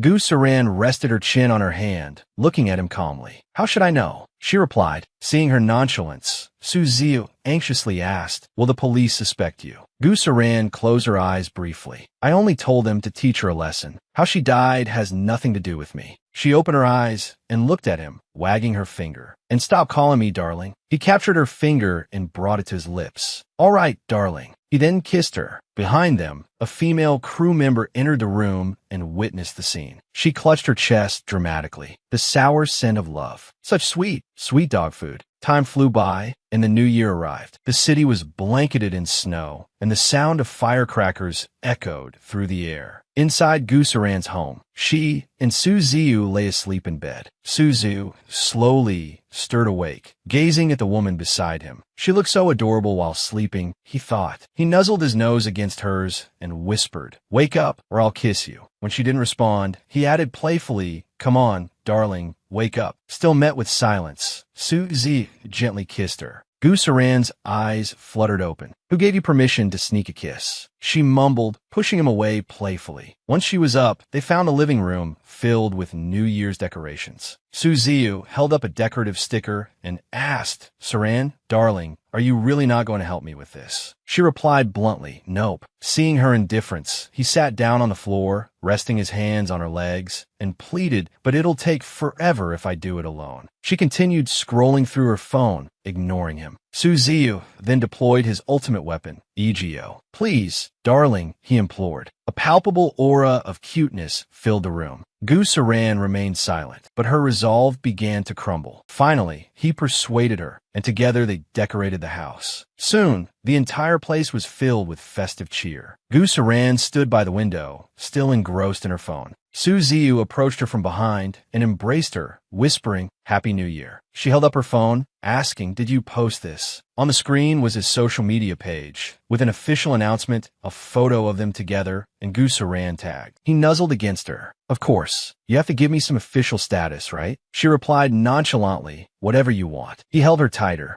Saran, "I love you. It's been 5 years already." At an award ceremony, the host announced excitedly, "I am pleased to announce that the winner of the Best Actor Award at the 20th Golden Dragon Awards is Su Ziyu." Su Ziyu stepped onto the stage to accept his award and began his speech. "My biggest dream has always been to act, but life doesn't always go as planned. Not everyone has the best resources. I sacrificed a lot to pursue acting, but for a long time, I didn't achieve anything. But I don't regret it. I worked hard for my dream. Then I met her." A spotlight shone on Saran, sitting in the audience. Su Ziyu looked at her lovingly. "She's my lucky star, the most important person in my life, and my dream for the future. I would give her everything I have." His voice filled with anticipation. He asked, "Saran, will you marry me?" Without hesitation, she replied, "Yes." They registered their marriage and held a romantic wedding. Although Saran had earned her good person card, she chose to stay in this world and spend the rest of her life with Su Ziyu. Indeed, love is most beautiful at the beginning, gentle and warm like a sweet drink, leaving a lingering aftertaste. Gu Saran's mission in the idle world had come to a close, but a new mission in another world was about to begin. The richest woman in the apocalypse. As the title suggested, the world outside was chaotic and in ruins. The sky was a fiery red, as if ready to incinerate everything on Earth. The incessant sound of gunfire jolted her awake. Rubbing her eyes, she thought, where's that gunfire coming from? Gu Saran sat up, looking around in confusion. Where am I? She murmured. The sound of gunfire outside intensified, making her clutch her ears and groan. This is so loud. As her mind cleared, she remembered. That ramshackle system, it said I died, she thought, hugging herself tightly. And I have to complete a mission to go back. She stood up slowly. So, where's this place? She muttered, walking towards the window and cautiously peering outside. Her eyes widened at the sight of the undead outside. Dizziness washed over her, and her vision darkened. Well, what am I seeing?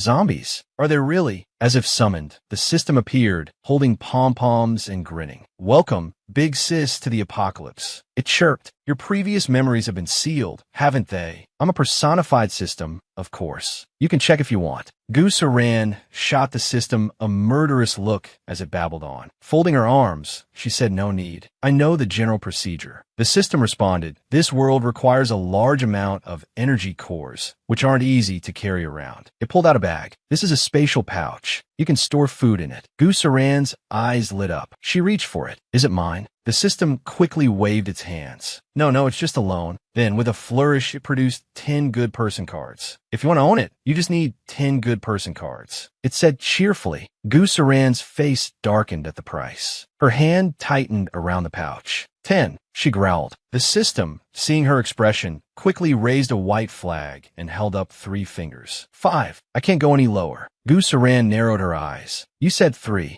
A moment later, a soft ting echoed from the pouch. The words bound to Gu Saran appeared on its surface. The system's outrage was immediate. Auto-binding. This is unscientific. It must be a bug. Gu Saran clutched the spatial pouch tightly. It's mine now. Tell me what the mission is. Resigned, the system fiddled with its interface. Uploading storyline. Please accept. The storyline of this world appeared in the air. The original host was a university student raised in an orphanage, determined to be a contributing member of socialist society. An image of the original host appeared, diligently taking notes. Then, the unexpected happened, the apocalypse. The image shifted to the original host desperately fleeing from zombies. A new scene unfolded. The original host met Ningyu, a beautiful and kind girl who had awakened her supernatural abilities. They quickly became friends. An image of Ningyu appeared, reaching out a hand to the original host. Suddenly, a zombie grabbed Ningyu's hand. The original host, trusting in their friendship, expected Ningyu to free herself and escape together. Instead, Ningyu ripped the necklace from the original host's neck. The necklace, a jade pendant, had always been with her. With a sinister smile, Ningyu clutched the pendant. She quickly shielded herself with the jade pendant. It turned out the pendant was proof of her identity as the long-lost daughter of the base commander. Now, protected by the base's elite, Ningyu, standing on the roof of a vehicle, Ningyu shoved the original host into the horde of zombies with a shriek of delight.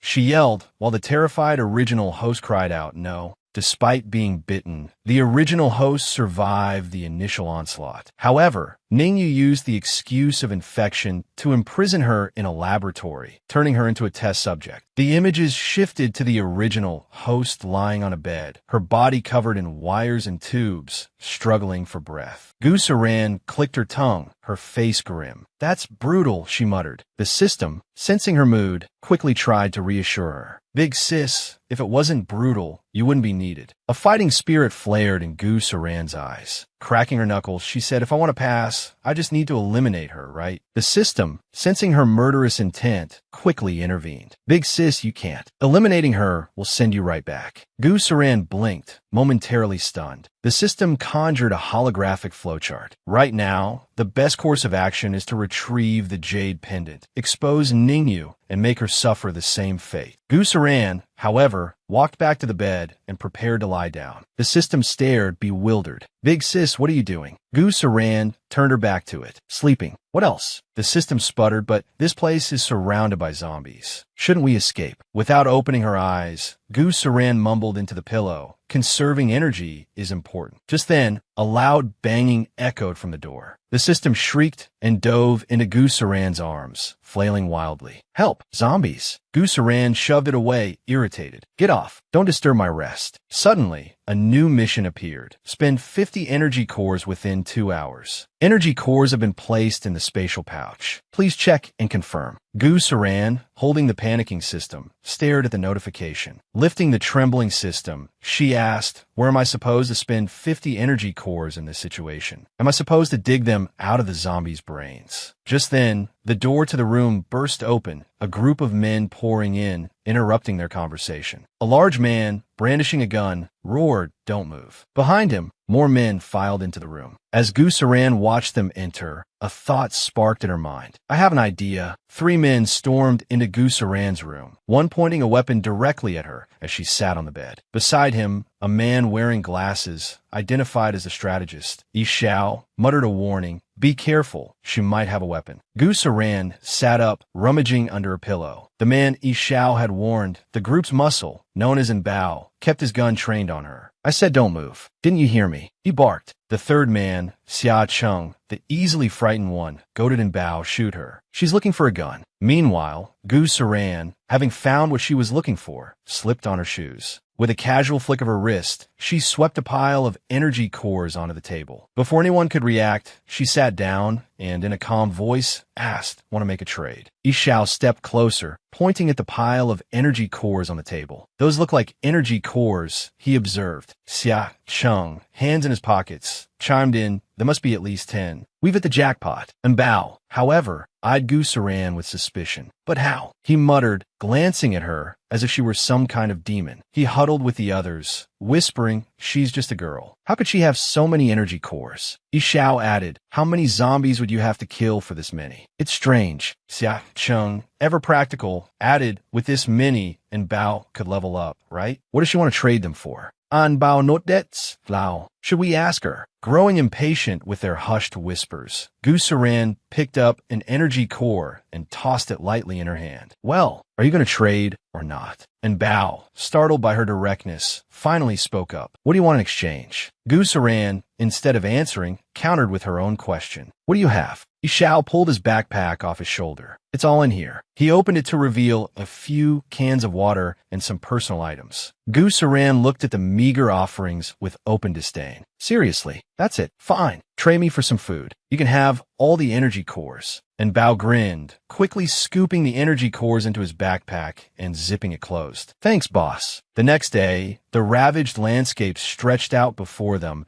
as the 3 men walked down a deserted road. Yi Xiao turned to Bao. "Any zombies around?" And Bao puffed out his chest confidently. "Don't worry. I absorbed all those energy cores yesterday. My power level is way up." As if summoned by his words, a group of zombies appeared, groaning and shuffling towards them. Yi Xiao, breaking out in a cold sweat, pointed at the approaching horde. "An Bao, zombies." And Bao's face darkened. He spun around and started running, yelling over his shoulder, "Run." To the left. The other 2 men quickly followed. They reached an intersection where overturned cars and streaks of blood